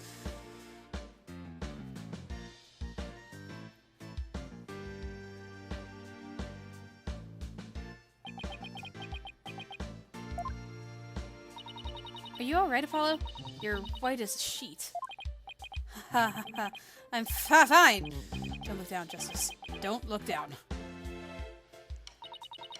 Those green things over there look like cushions. I guess one of them was used to absorb the force of impact when Mr. Hat zipped into it. That's what Trucy was saying. go check it out.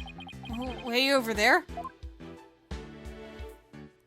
Well, there's Mr. Hat, I think. What's that?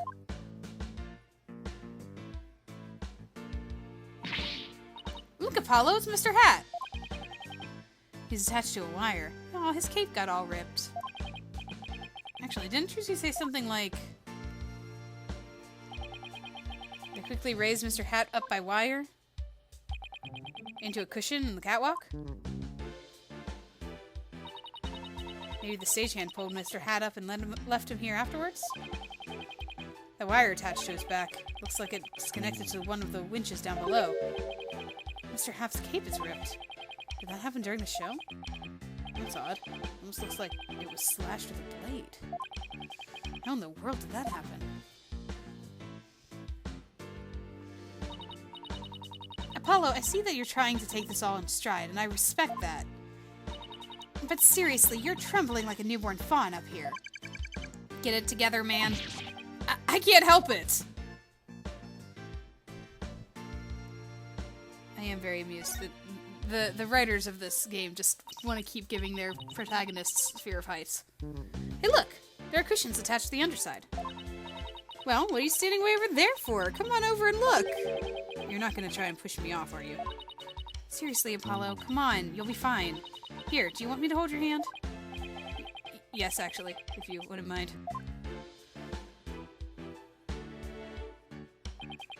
Looks like you're right. And Trucy mentioned something about this, didn't she?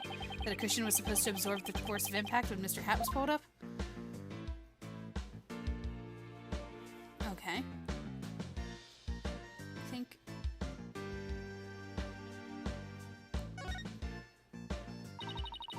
These set pieces look like a rabbit and a moon. Although, they kind of look like they could be a duck and a croissant, too. Oh, no. What do they look like to you, Apollo?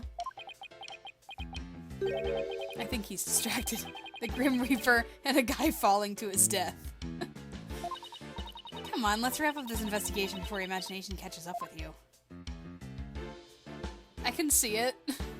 Like, these are the guy's legs as he's flailing and falling down.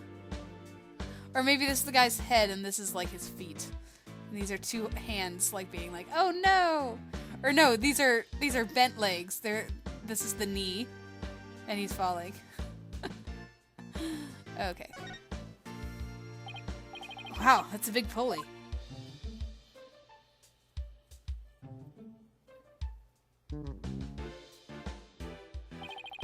Looks like it's connected to one of the winches down below. The dragon set piece must have been hanging from this. So did it get cut? Like, what's going on? Why did it fall? Isn't that the... yeah.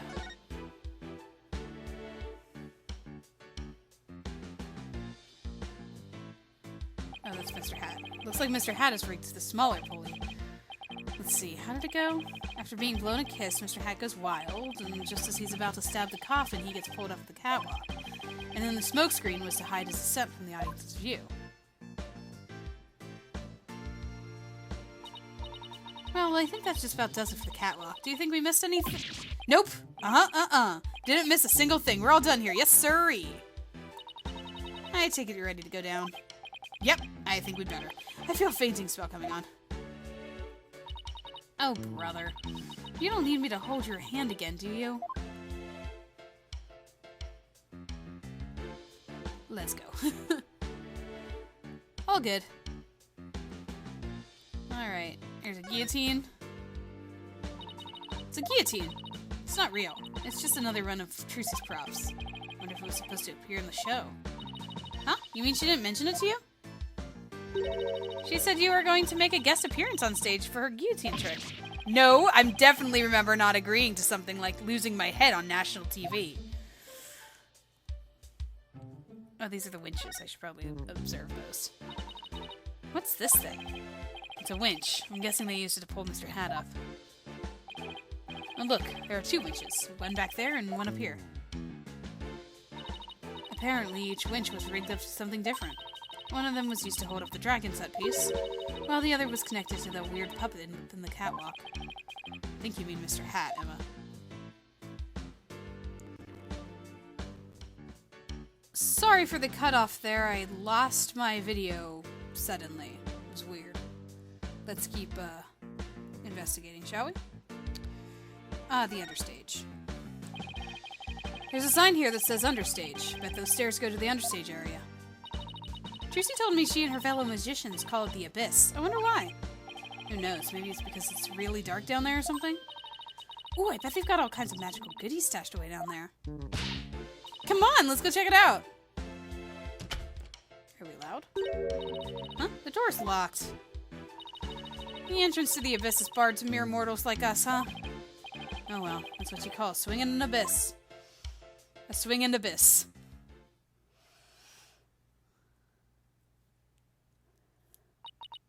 All done? Pretty much. There's just one thing. The door to the understage passage is locked. Any way we can get down there? That place, they locked it up as soon as we police finished our investigation down there. If you want to check it out, you'll have to ask a magician. Well, Trucy's at the detention center, so she can't help us. I guess we'll have to look for somebody else from the show. Okay, and I'd better get back to my own investigation. See you around. We could talk to Bonnie. It's too bad about the understage area, but at least we could learn a few things. Yeah! Like one of your greatest fears. I wasn't talking about that. I mean how all the behind-the-scenes stuff is set up. Let's see. We found out there are 2 winches backstage. Mr. Hat was rigged to the first winch. And the dragon set piece was attached to the other one. And both of them were used during the show. Right after the body was discovered, the dragon set piece fell to the stage. And in the chaos that ensued, the culprit could have switched the rubber sword with the real one. So it looks like the best way to prove Trucy's innocence is to identify the real killer. Isn't it always that way, though? What a complete and utter mess. This is all great. Just great. Alright, kid, it's Bush League. Small potatoes. Half grown as has been. There's somebody on the stage. Is he wearing a cape? What is he wearing? Oh no, it's a sweater because it was like tied around his... Okay. I wonder who it is and what they're doing. Maybe we should go talk to them.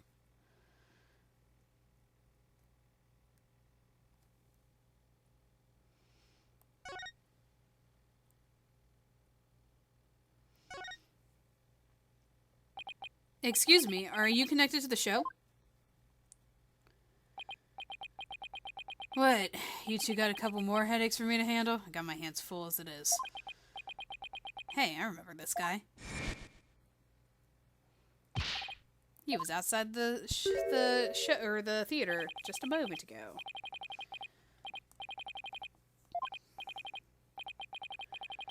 Rettins. Rettins? Mr. Rettins. I don't hear a pun in that. Retins? Ratings. I think it's ratings. Ratings. I don't know. Now, is that the man that's going off of the staff in front of the theater? Oh, it's that man who's going. I ain't never seen you guys before. If I had to guess, I'd say you're not production staff. What's that I spy with my little eye? An attorney's badge. Well, how do you do? I didn't know you fine folks were lawyers. My business card, if you would. Charmed to make your acquaintance, I'm sure. Oh, thank you. So you're from the TV station, I take it? Sharp as a tack you are. I'm the producer of this TV special. All my idea, by the way. I'm Apollo Justice, Trucy Wright's defense attorney. Trucy Wright's... What? Well, ain't that a kick in the head. How much you hoping with that tidbit next time, champ? Okay. What happened to the smoozy Magoo bit? I'm Roger Ratins. Ratins. Ratins? Roger Ratins. Ratin. Retins. I got nothing, man. I'm Roger Reetons. Hold the applause. No autographs, kids. I'm on the clock. Apollo, this guy looks really familiar, but I can't quite...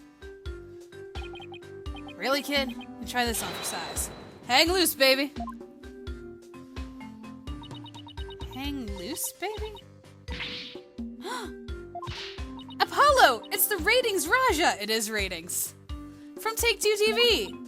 He's huge, crazy huge, like a real famous producer. Really? I've never heard of him. Seriously, man, what kind of cave did you crawl out of? Roger Ratings, the Ratings Raja. Oh, okay, Raja. Roger Ratings, the Ratings Raja. Titan of the TV screen. Still not ringing a bell? He ain't seen my hit Saturday night talk show at 8 p.m. Eastern, 7 p.m. Central?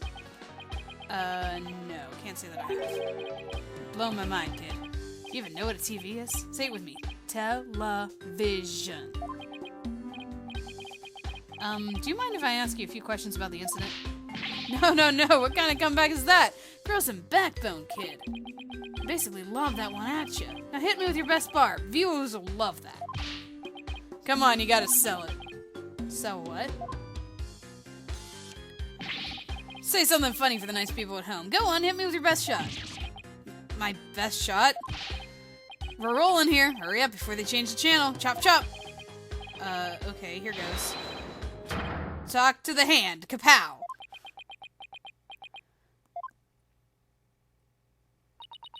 Kapow? Really? And why are you pointing all dramatically like we're in court? I don't know. It just seemed like the thing to do.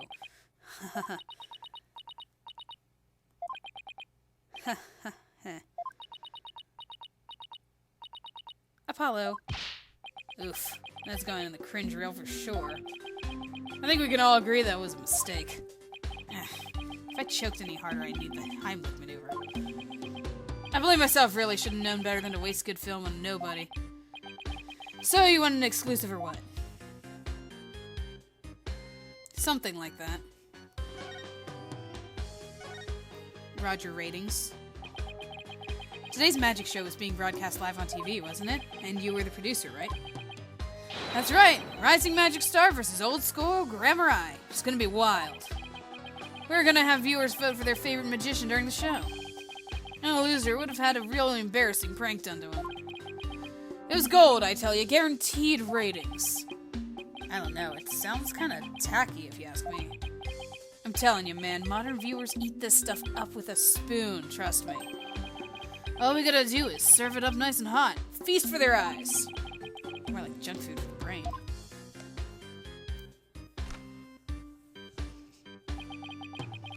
But that little brat had to go and ruin everything with that accident of hers. You have any idea how many times they dragged me over here to prepare for today? You must know the theater pretty well if you came by that often. Oh, that gives me an idea. How about this? Mad mindscape of magical murderess. Closest comrades come clean. Tell me, has Trucy always shown signs of being unhinged? When could you tell she was about ready to snap? This guy's cruising for a bruising, Apollo. As long as you don't get caught on camera. Truth be told, I'm not surprised about the way things turned out. Magicians are pretty much the dregs of society, am I right? What's that supposed to mean?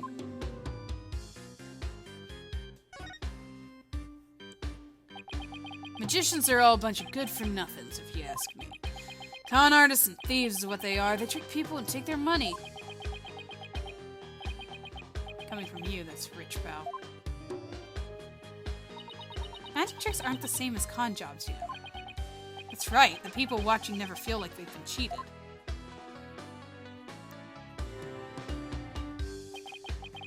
Lawyers spout hypocritical nonsense. Big surprise there, LOL. And post. Did he just post about us in real time? Those grammar eyes are all criminals. It's in their blood. Trucy Wright ain't no different. That girl's no good. She may look all sweet and innocent, but she's a stone-cold killer. Don't you dare talk about Trucy like that. You don't know the first thing about her. You won't find a sweeter, harder-working girl anywhere, period. She's got the wool pulled over your eyes, I see. What in the world are you talking about? You'll see. I'll dig up the dirt and expose the dark heart behind that sweet smile. I'll prove those Grammar magicians are all a bunch of lowlives. Does he have a grudge against Trucy, or maybe against all of Truth Grammar? TV is a window to the truth. It's not like that magic stuff or the streetwise charlatans that perform it. Yeah, this guy's really something. What were you doing at the time of the incident? Shooting a show at the station studio. We had a whole bunch of girls in bikinis wrestle each other for the camera. So you didn't see the accident as it actually happened.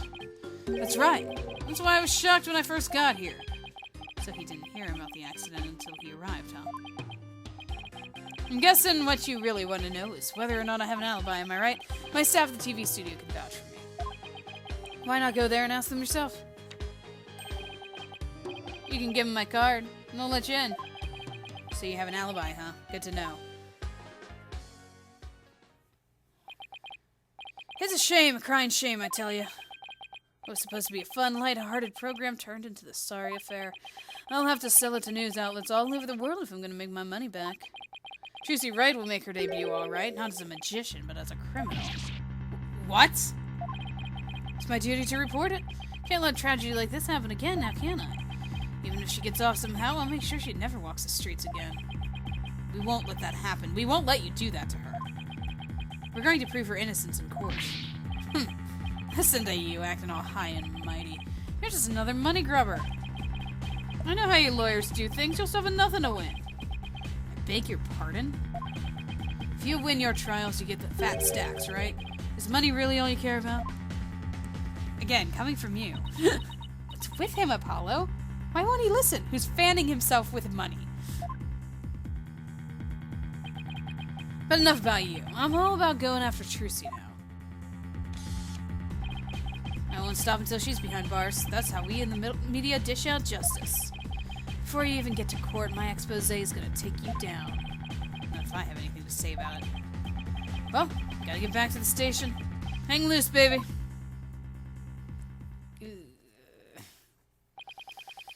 Looks like the prosecution won't be our only opponent this time. But no way are we going to let that guy have his way either. That's right. Okay, we're done with the stage, so let's go someplace else. I still wish we could check out that understage passage, but what else can we investigate right now? We could go back and give Trucy her notebook.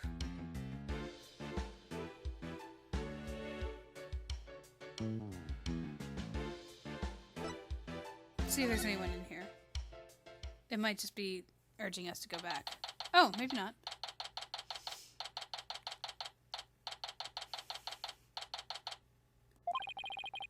About all that's left to check out is that understage passage. We'll have to try to get one of the staff members to unlock the door.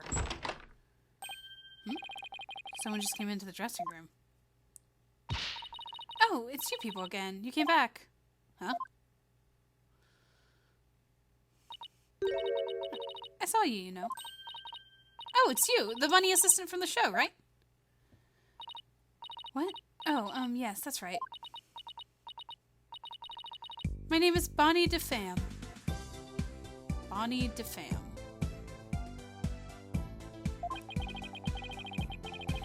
I remember her talking to us earlier. Performing magic is like walking a tightrope. Oh yeah, she was saying mean things. That was very specific and interestingly so. Talking about something costing your life. She said some pretty strange things then. I saw you take it. You took something from our dressing room.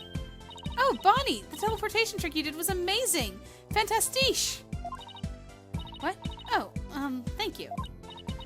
But what you did, stealing is... What other kinds of magic tricks can you do? Me? Oh, well... How about this?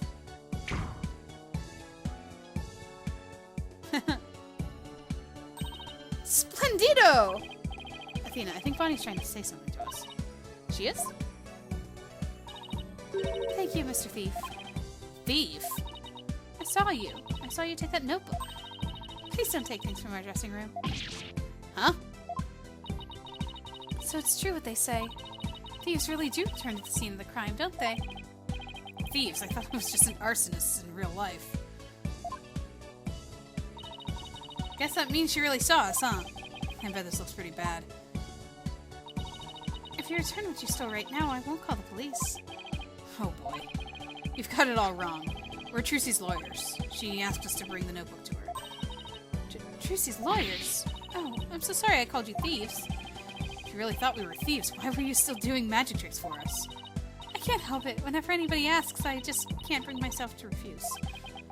Does that mean she's a real people person, or that she aims to please a little too hard? In that case, can you tell us the secret to your teleportation trick? Well, I don't know if I should. Ow. If I keep up the pressure, she just might tell us. I've been dying to know. Leave the poor girl alone. Are you investigating the case? Yes, that's right. I'm Trucy's biggest fan. I just love her to bits. I'd do anything to help her. We appreciate that. In that case, would you mind if we asked you a few questions?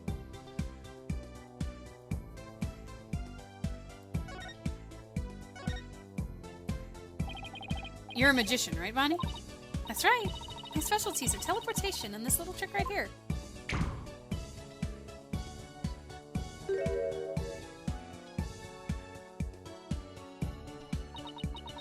I think you already used it. Looks like Mr. Bunny's in a bad mood right now. Or that she messed up. You said you're a big fan of Trucy's, right? Oh yes, I look up to her more than anyone else in the whole world. What about her makes you respect her so much? She's just incredible. Not only is she extremely talented, but she's so cool under pressure and always manages to keep a smile on her face. In spite of all that talent, she still works harder than anybody I know. You couldn't ask for more out of a magician. Sensing a shift into hyper fangirl drive. I love the unique way she does her tricks and how she charms the audience. I especially love her magic panties trick, which is both cute and comical. The first time I saw her do the trick, I was so impressed and so moved I was gotten to a show before I lost count. Oh, she's still talking. It's just not showing it. And that's why I think Trucy is the top class, a real first-rate magician. I see. I think I have a pretty good idea of how much you adore her now. Was I talking too much? I'm so sorry. I better be careful about when and how I ask her about Trucy. Anyway, that's why I'll do anything at all to help Trucy. Oh, Mr. Lawyer, you just have to prove her innocence. Don't worry, I plan to do just that. I wish Trucy could see that she has people like Bonnie in the corner rooting for her. You were in the magic show, right? That's right. I take it you saw my teleportation trick. Yes, it was just wonderful. You moved from one place to another in the blink of an eye. I admit it was pretty amazing. I have no idea how you transported yourself over such a distance in just a split second. It must be so fun to be able to do a trick like that. Teleportation looks so cool. It's like a superpower or something. Yeah, my trick is turning some heads in the magic world right now. They're calling it new miraculous magic. Some even say it's the real deal. Real magic, huh? I know there must be an explanation, but it sure does look real. I just have to figure out that trick. I want to do it myself. Oh, you'll never figure it out. I always perform it perfectly. Ooh, interesting. Do you now? Are you sure about that? This feeling. Looks to me like Bonnie is hiding something. Did something go wrong, Bonnie?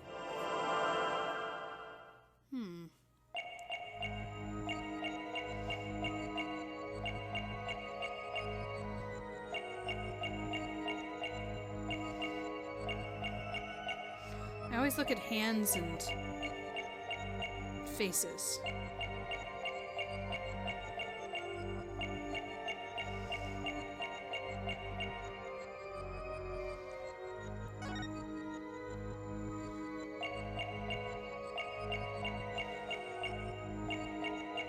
What else can I look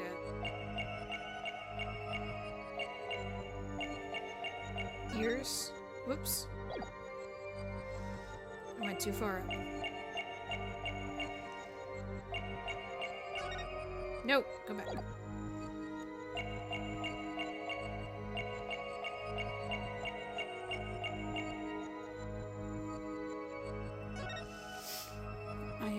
not seeing it.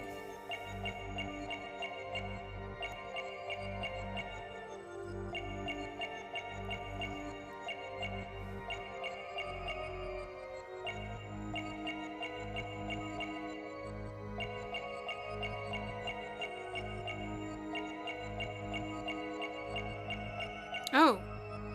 Was that always there?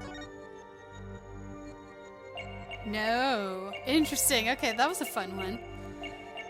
That was a fun thing to perceive. Did you guys see it that whole time?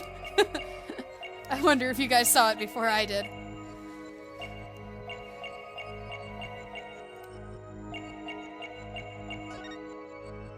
Gotcha! I'm glad it lets me confirm because I kept accidentally hitting that.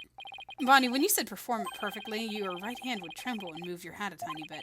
I even caught a glimpse of the little rabbit hiding underneath.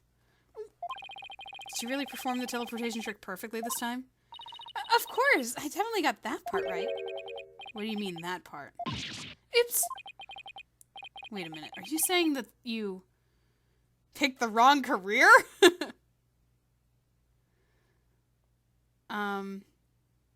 It's Trucy that switches the swords, so the only other thing would be mess up Trucy's escape. You might have performed the teleportation trick flawlessly, but what about Trucy's escape trick after that? Did you make some kind of mistake during that? Oh, well... Well, did you? You see... Did you or didn't you? Eep! I did. You're absolutely right, Mr. Lawyer. I made a mistake during Trucy's escape trick. I'm sorry I lied. Whew, I feel like I pulled off a magic trick of my own just trying to get that out of her. Badgering the witness?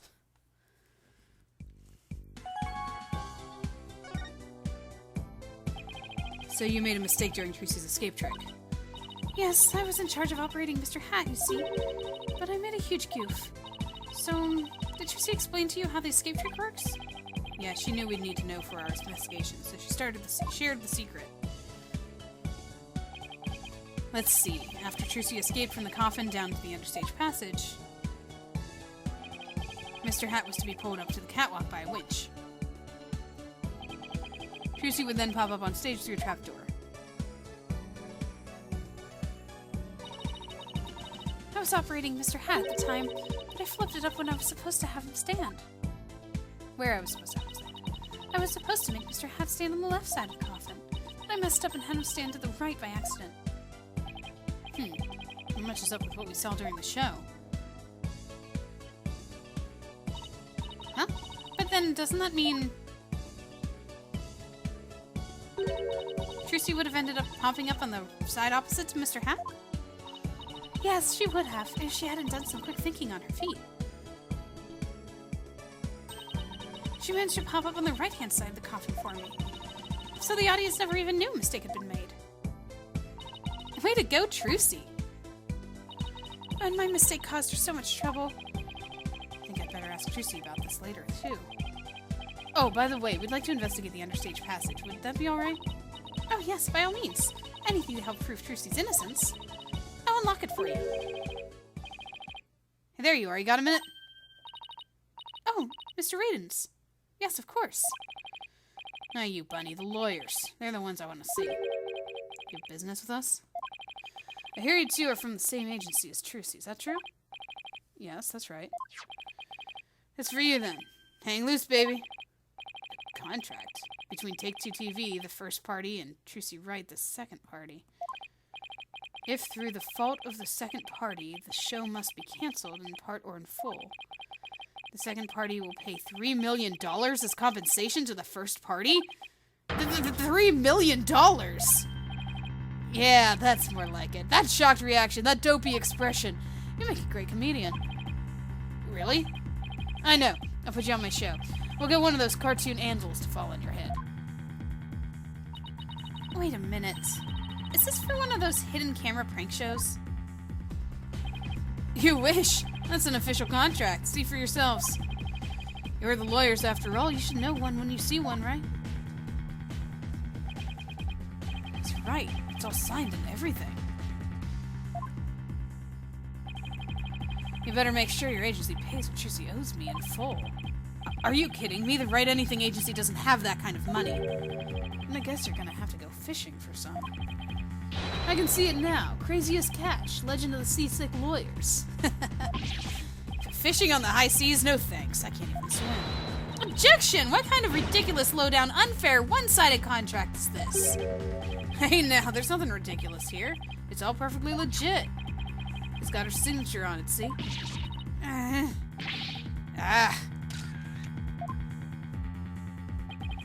My boys have got to see the stupid look on your faces. It's priceless. And post. I'm getting responses already. It's gonna go viral. I hate this guy. No, how could he? Bye-bye, reputation.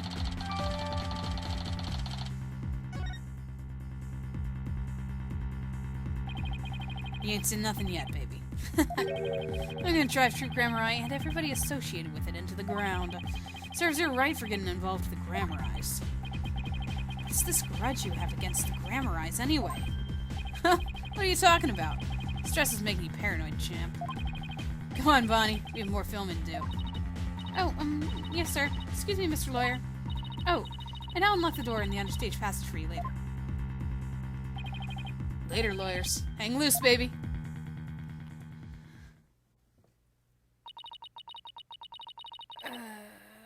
Oh, hey, look, the Steel Samurai is one of the posters in the... Why would Trucy sign a contract like this? That's what I was wondering. The first party will pay all expenses for the magic show. The second party will confer all program broadcasting rights to the first party. If, through the fault of the second party, the show must be cancelled in part and full, the second party will pay $3 million as compensation to the first party.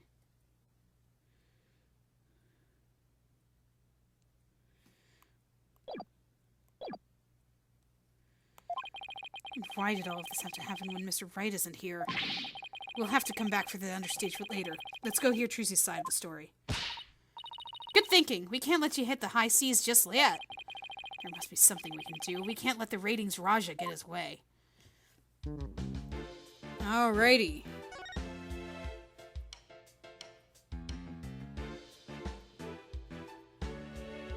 To the detention center. Sorry, I temporarily forgot. My brain just froze for a second there. Like, what? Where am I going again? Right, we gotta talk to Trucy about this contract. And give her her notebook. Because that's important too. 3, 2, 1, ta-da!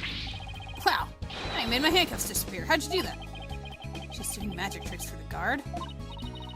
Now, should I try making you disappear next, Mr. Guard? Can you do that? Oh, yes, please. This is so exciting.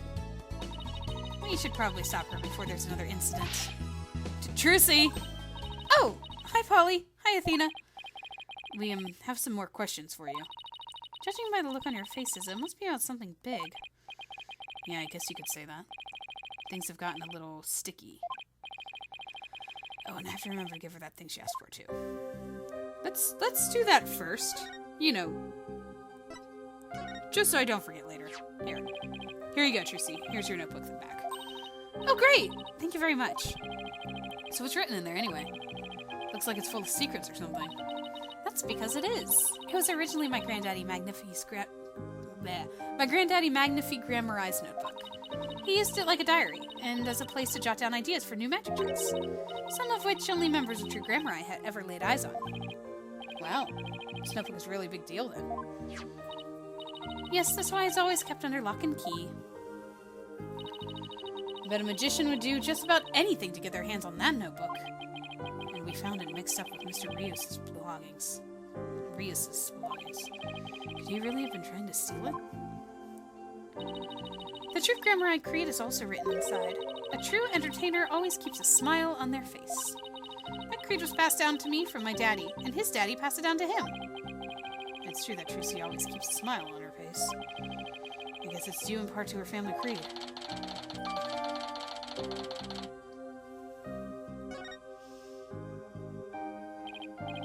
Trucy, I want to talk to you about where we found this notebook.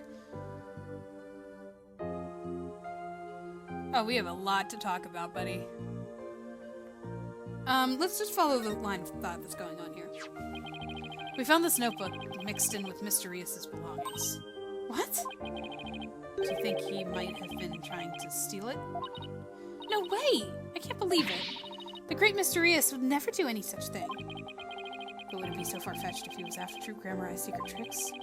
It makes for a pretty compelling motive to take the notebook. So, should we talk about a contract? Trucy, do you remember this contract? Yes, I signed it before we went on stage. What about this liability for compensation article here? Liability for compensation? What are you talking about? Let me see that. What? The $3 million? Just as I suspected, she didn't know about that part. I've never seen this article. And I read the whole contract from top to bottom. Yeah, I didn't think you'd miss such a big thing. But there's your signature, so what's going on?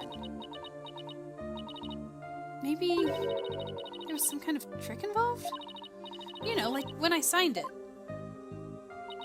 In other words, you think there might be some foul play afoot? And I'm willing to bet that the ratings Raja is the one behind it.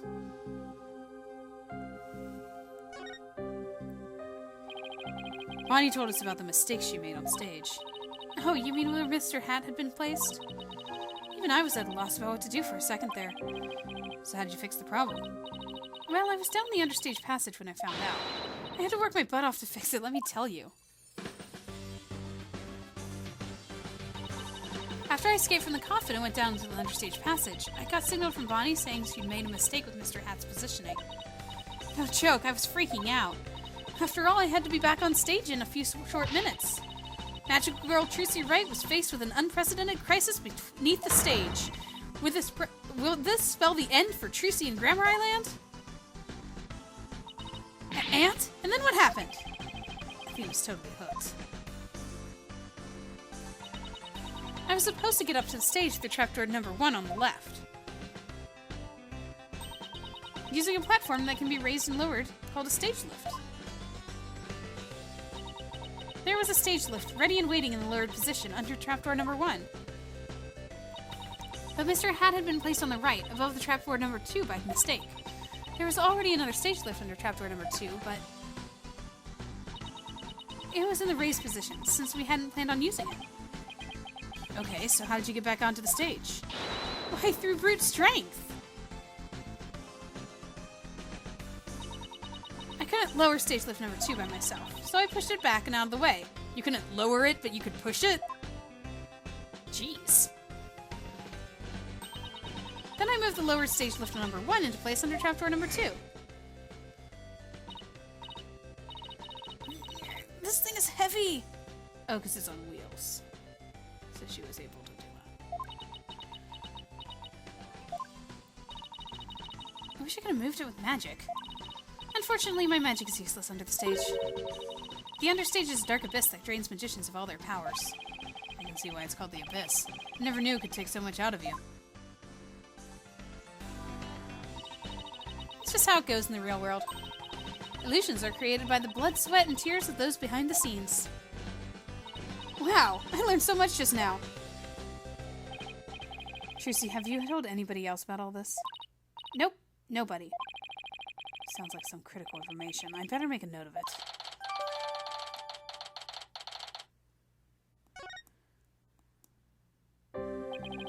In any case, we better focus on doing something about this contract for now. Trucy signed it Trucy signed it in her dressing room, right? Then we better do a little more investigating there. I'm so sorry to put the two of you through all this. Don't worry, we'll get to the bottom of it. There's gotta be some kind of mistake. If you need me, I'm willing to take drastic measures. With my magic! You're not planning on pulling some magical money out of there, are you? No, my magic panties are much better at making things disappear than appear. Do I want to know what she's planning on to make disappear? The contract? Apollo, we have to do something, anything to fix this. I agree. Let's check out the dressing room again for starters. Okay, and we should finally check out that understage passage, too. The Abyss? And you'll have to go through the backstage area. Be careful down there. Alright, first to the dressing room. For more investigations.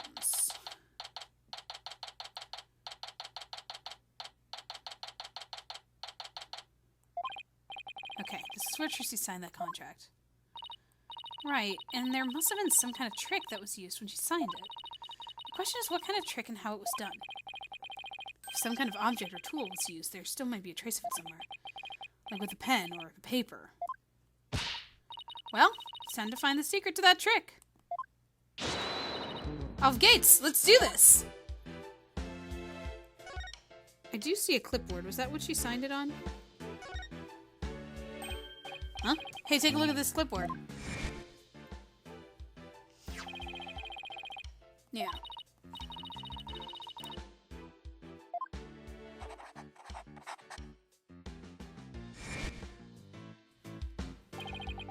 Isn't this clipboard Trucy used when she signed the contract? I think you're right. Let's give it a once-over. Examination. Let's try opening the folder.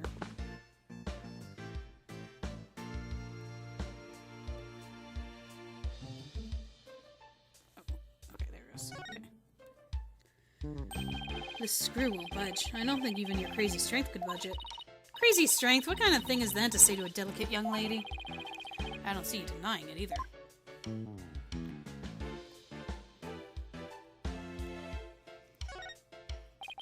This part here holds the papers in place. Did this clip have something to do with how they conned her? Ow! It bit me!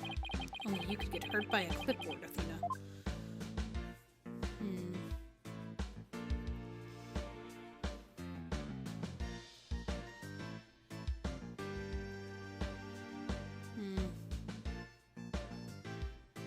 Oh, am I examining every screw? It's just a screw. An observation won't get you any laughs. What, do I have to make with a funny all the time? Alright, let's look at every screw.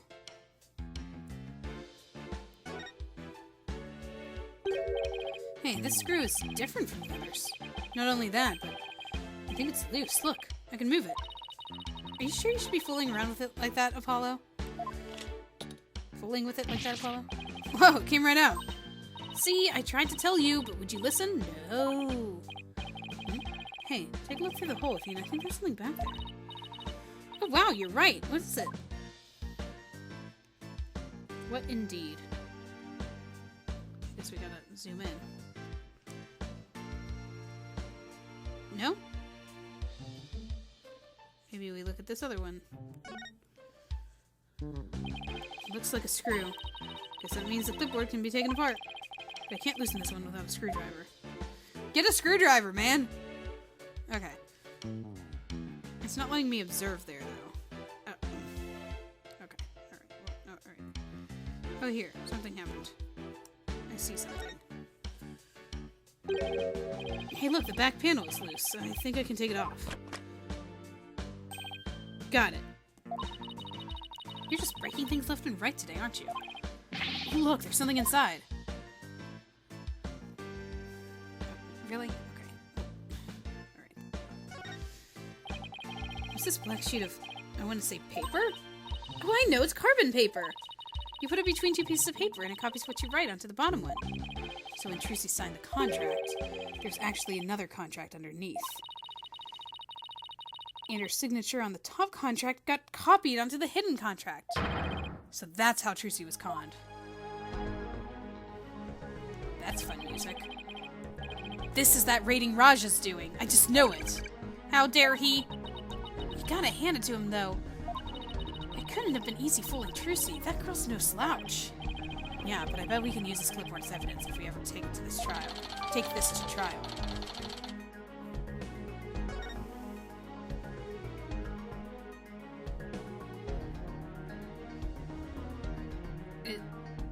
Wait. Okay.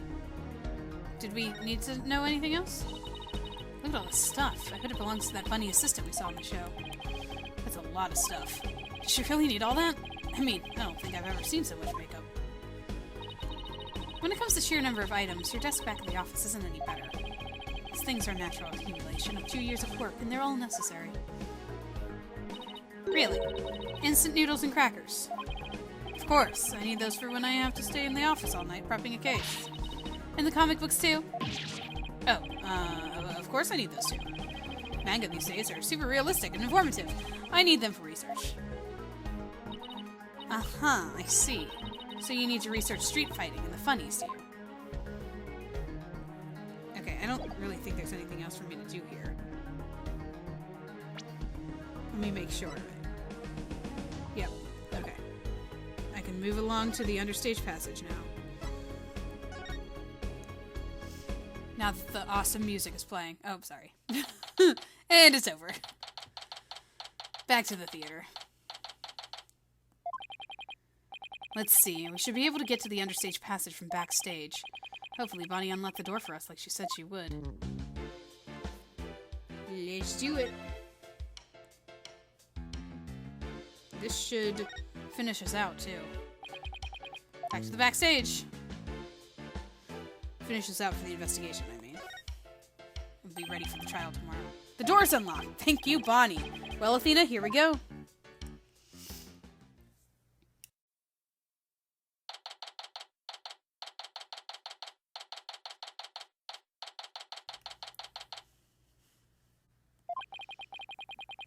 Sure is dark and dusty down here.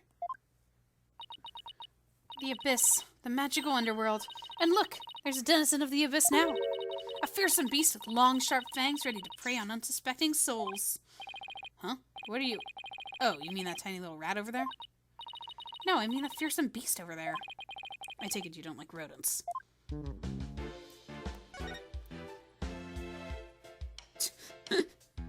Rat just going by. It's a stage lift for getting up to the stage. Looks like this crank lowers the platform. But Trucy said it's impossible for one person to do it alone. That sounds like a challenge. Now I want to try it.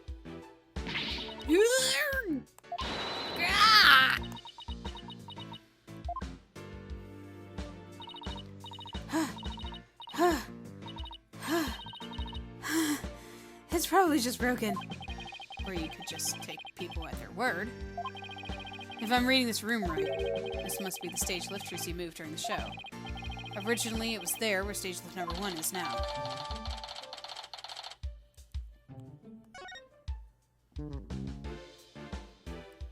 And then there's stage lift number 1, which she actually used. It's a stage lift for getting up to the stage. Trucy moved this one here. I guess it used to be where that yellow tape is. How in the world did she manage to move this huge thing? It couldn't have been easy for her. She's pretty petite. But I bet it'd be easy for you. Just what are you implying? That's it, chump. You're looking up microaggressions later.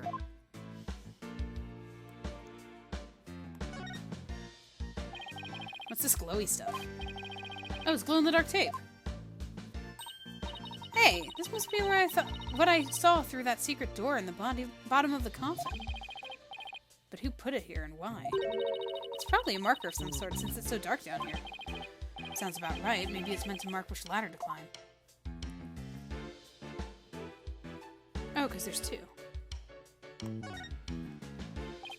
This ladder goes up to the ceiling. I wonder what's just above. Apollo. Alright, fine. I'll climb the ladder. Why does it always have to be ladders?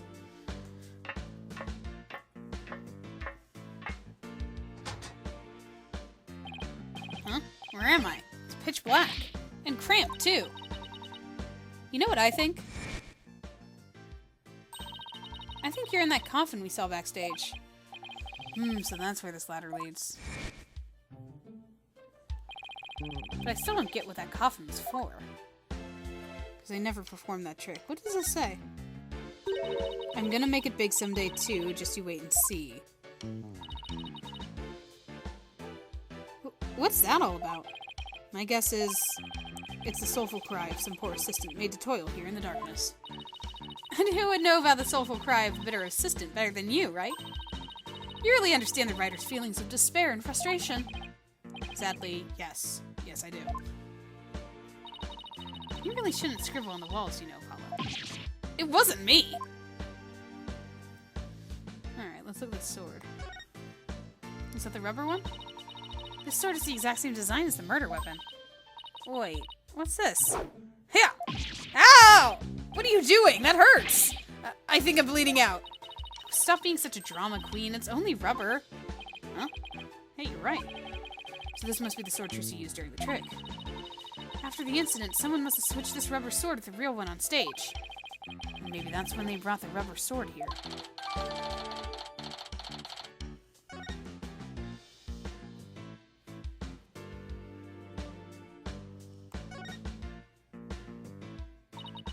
Look at these props. Hey, there's something in the hat. A dove? Cards? A juice box and some snacks. Looks like somebody planned to have a little treat in the middle of the show.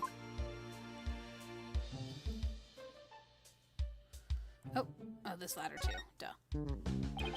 This ladder goes up to the ceiling, so I guess it leads to one of the trap doors on the stage. Trucy must have used this ladder when she escaped from the coffin. Why don't you climb up here and see if I'm correct? It's not so high. You'll be fine, right? Huh? Why me? You'd make a young lady wearing a skirt climb a ladder? Fine, I'm going.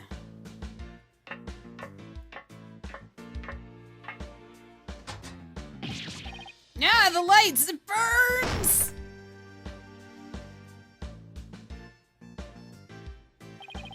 Ow. You alright? I can now confirm that the ladder does indeed lead up to the stage. Well, that tasty bit of info was definitely worth risking life and limb for. Well done! Hold on, Apollo. I hear voices. Quick, hide! Huh? Ow! Quit shoving! Hurry up and get down there! Yeah! Oh, my arm doesn't bend that way! Where are we hiding? What the heck, Athena? Shh! Look! It's so much work pretending to be cute and sweet. Isn't that Bonnie? Hey, Bunny, wait for me. And the ratings, Raja. What do we have to hide for, Athena? Because I heard something funny. There was something off in their voices. Oh, right. Athena's super sensitive hearing. Those lawyers are poking around, trying to stir up trouble. Should I be worried? Relax, I didn't say anything to the police, and won't say anything to them either. You better not, or you're going to get it. Pow! Right in the kisser. What the? It's just weird as Bonnie seemed kind of different from before. Apollo, shh! I'm sick and tired of this whole investigation. All I want is Trucy's head on a platter. So much for her biggest fan. Leave everything to me, babe. Don't forget the power of mass media. TV can accomplish anything. I'll make sure Trucy gets much worse than a guilty verdict. I can't wait to see that girl crying and begging for mercy. You really hate Trucy, don't you, Bunny? I hate her. I loathe her. I can't stand that Trucy writes. Just because she's a little good at magic, she thinks she's all that. So this is exactly what that sniveling brat deserves. Hey, what the heck? If you mess this up, you're gonna really be sorry, you hear me? I'll crush you flat. Like a cockroach under my foot. Oh, you cute little thing. You're so adorable when you're throwing a fit. Ow, ow, ow, my foot! Can't you take a joke? Come on, grab my things. We're leaving. No, lead that hippity-hopping way, my little bun-bun.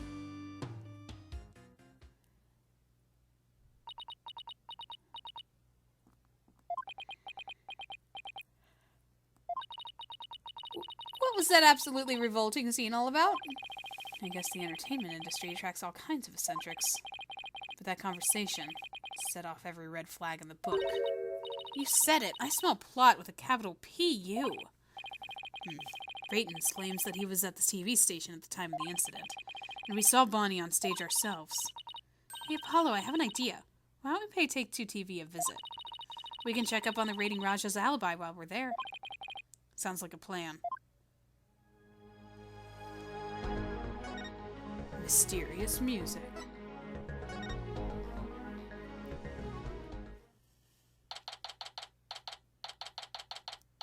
Oh, lovely. They've already got it all up there. Yikes! Look at this place! There's so much going on at once, it's making my head spin. Take a look at that screen and listen to those hosts. Magical murder! Live audience witnesses shocking skewering. 17-year-old magician Trucy Wright. See exclusive unedited footage of the heinous crime, complete and uncut. We can't let them broadcast that. Trucy will get tried in the court of public opinion. Well, I doubt we can stop them from airing it.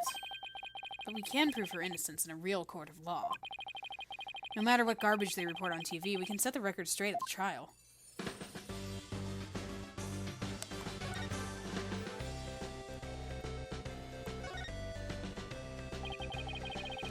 Look at that logo above the screen. Scandal Gamble Gambit. Is that the title of the show? Yep. Haven't you ever seen it? They present scandalous rumors about celebrities. And then people bet on whether the rumors are true or not. Ugh, so it's just another tasteless TV show. Looks like Trucy's their next target. Today's scandal is... tragedy on stage. Did Trucy Wright cause an accident or did she commit murder? Looks like murder is in the lead. Well, I say neither. Then we'll just have to create a third option tomorrow, in court. Can I talk to one of the guys and get that alibi? Pardon me, I know you're busy right now. What are you guys, street? Street? Does that mean people off the street or something? We're Trucy Wright's lawyers. Oh, okay, lawyers, got it. Well, what do you want? He must be really busy, he hasn't even looked this way. We're investigating the incident that occurred at the magic show this morning, and we heard that Roger Rittins was in charge of that program. Yeah, that's right, the guy hates magic, but the show is all his idea.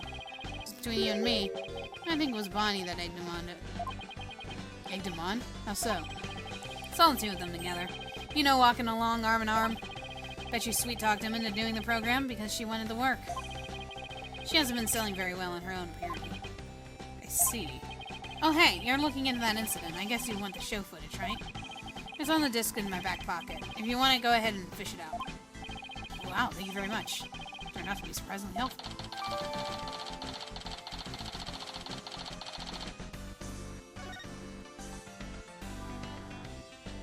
Okay. What's going on over here? This must be a video production workstation of some sort. That coffee cup looks awfully familiar.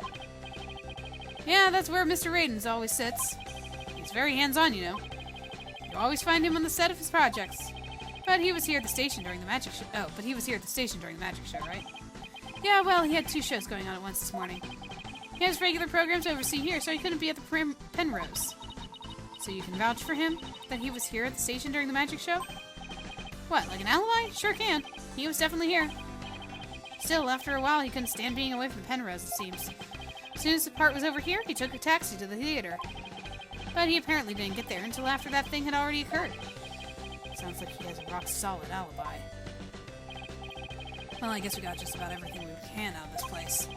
Looks like Raiden's alibi is pretty airtight. But if that's true, then who could have killed Mr. Rios? Looks like we're pretty much done here. Should we go back to the office? We can get a snack and talk over our plan of attack. Sounds good to me.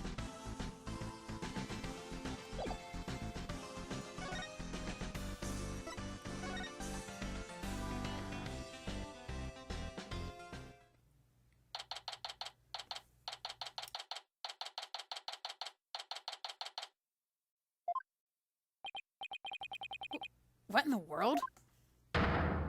Yeah. What's going on here? All these stickers say repossessed. Who did this? Who's responsible for this? Oh, now, this is a restricted area, champ. No trespassing. You jerk. Trespassing? But this is our office. You're the one who's trespassing. Enough with the lip, boy. Don't tell me you forgot about your debt. What are you talking about? I'm just abiding by the contract. If the agency can't pay me, I have every right to seize this property, am I right? Just like that, we haven't even had a chance to take this to trial. If you're gonna be mad, shouldn't Trucy be the one you're mad at? I told you, it serves you right for getting involved with those grammar eyes. Why, you dirty rotten... Yes, no, please continue. What are you going to do with all of our stuff? Sell it, of course, every last bit of it. That's why I'm seizing everything. And I'll take the little office of yours, too. You think you can just waltz in here and do whatever you want? Indeed I do. Unless you write whatever warehouse joker's got 3 million ready? Then no then, because I gotta recoup my money somehow. After all, the entire program went south because of Trucy. It's called liability for compensation, and this infantile agency is the liable party. Why, you black-hearted... Hey, Apollo, what about the crooked clipboard? It's no good. We don't have any proof that Radens was behind it.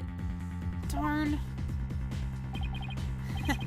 You're gonna have to do better than that, folks. Looks like the famed Mr. Wright left behind nothing but incompetent noobs to run things. No way. He was counting on Mr. Wright to be away for this plan of his? What a two-bit thug! We'll show him! There's the sugar. That expression's priceless. So, how does it feel to lose the precious office that your boss left you in charge of?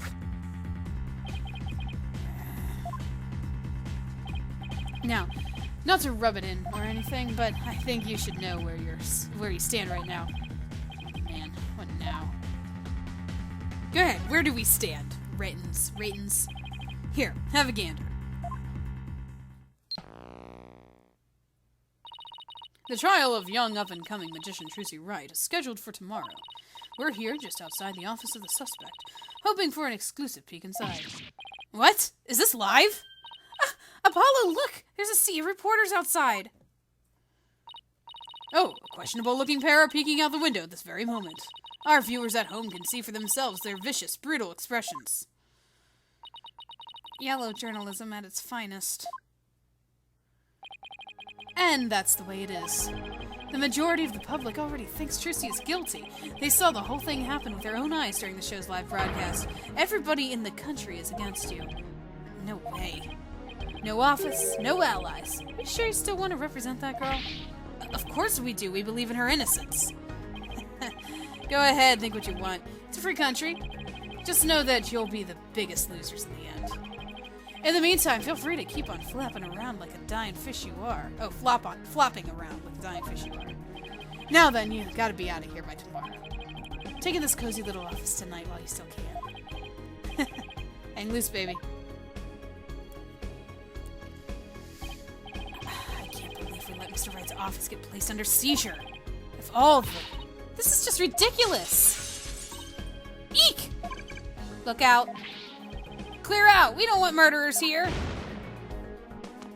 Did they throw a brick at the window? Hey! If it's a fight you want, I'll take you on! Come on! Yikes, let's get out of here before we get killed too! I can't believe this is happening! We have to do something to protect ourselves, and fast.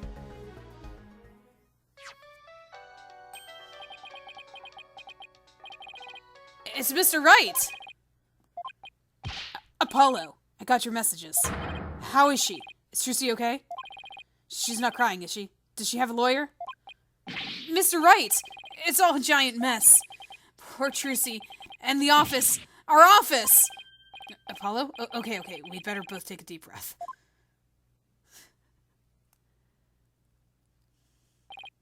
Wow, I see. Are you saying you have to be out by tomorrow? I'm so sorry, Mr. Wright. I wish there was something I could have done. This is quite the mess, isn't it? Even if I left right now, I wouldn't be there in time for the trial tomorrow. I'm sorry, Apollo, but I need you to handle this for me.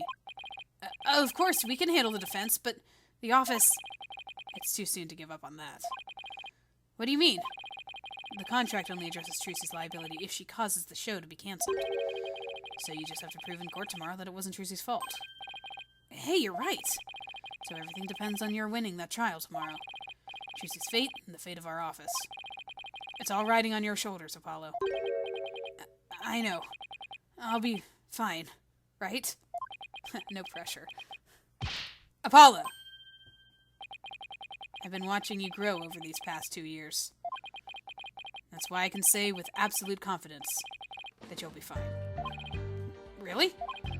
I've seen you earn victory after victory in some pretty dicey situations. And guide Athena, helping her along the way too. That's why I know you're ready. Why I know I can leave Trucy in the office to you. I believe in you, Apollo. Thank you, Mr. Wright. Good luck tomorrow. Thank you. I'm fine. Everything will be fine. You can call me anytime if you feel you need to, but I'll be fine on my own, right? Yes, I think so too. I can do this. That's the spirit. Give it your best out there, Apollo.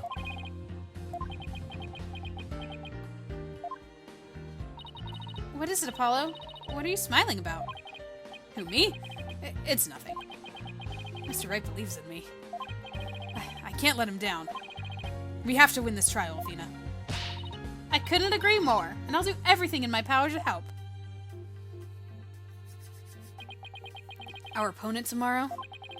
Prosecutor Sadmati? Huh? Why now of all times?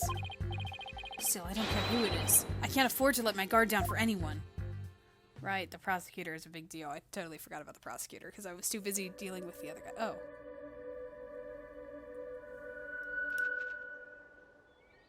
O restless, wandering soul of the dead.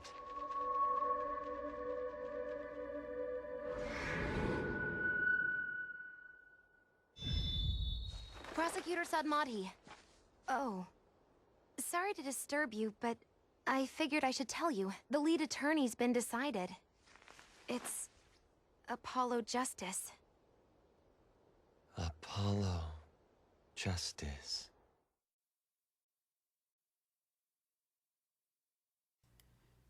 Okay. I have a feeling that this court case is going to be a long one.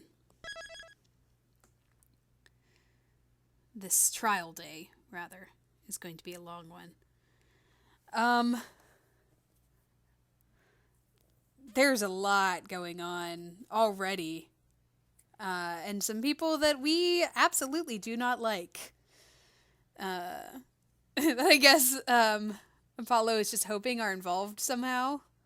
Though that one guy has an alibi, so kind of hard to put anything on him. Except for the whole conning Trucy with the clipboard, if it was him. But I mean, I can only assume it was. He is a jerk. Absolute snake, that guy. So yeah, stay tuned.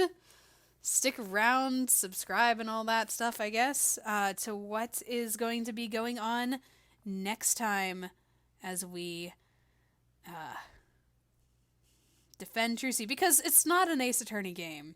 Or, sorry, no, because we didn't do anything in the previous two games. It's not an Ace Attorney assistant, unless at some point she gets accused of murder. Because Maya, Kay, and now Trucy. I'm surprised that she wasn't accused of murder in Apollo's first game. But that is how it is. I guess instead Phoenix got accused. Which is, I guess, what they did there. But yeah, no, the only assistant that didn't get accused was Emma. Oh, no, wait. Nope, she was accused of murder, too. That's right. That's not an assistant unless she's accused of murder. All assistants must be accused of murder at some point. Clearly. Alright, well, on to the trial. It's probably going to be a long one. This investigation time was a long one. All of these parts seem to be long, especially since this is only 2 parts. But we did a lot of investigating today, and we uncovered a lot of different things. We just don't know where they all connect yet. We just saw a lot of stuff. So, hopefully, we can use that to our advantage as we go forward into the trial tomorrow. I will talk to you guys then.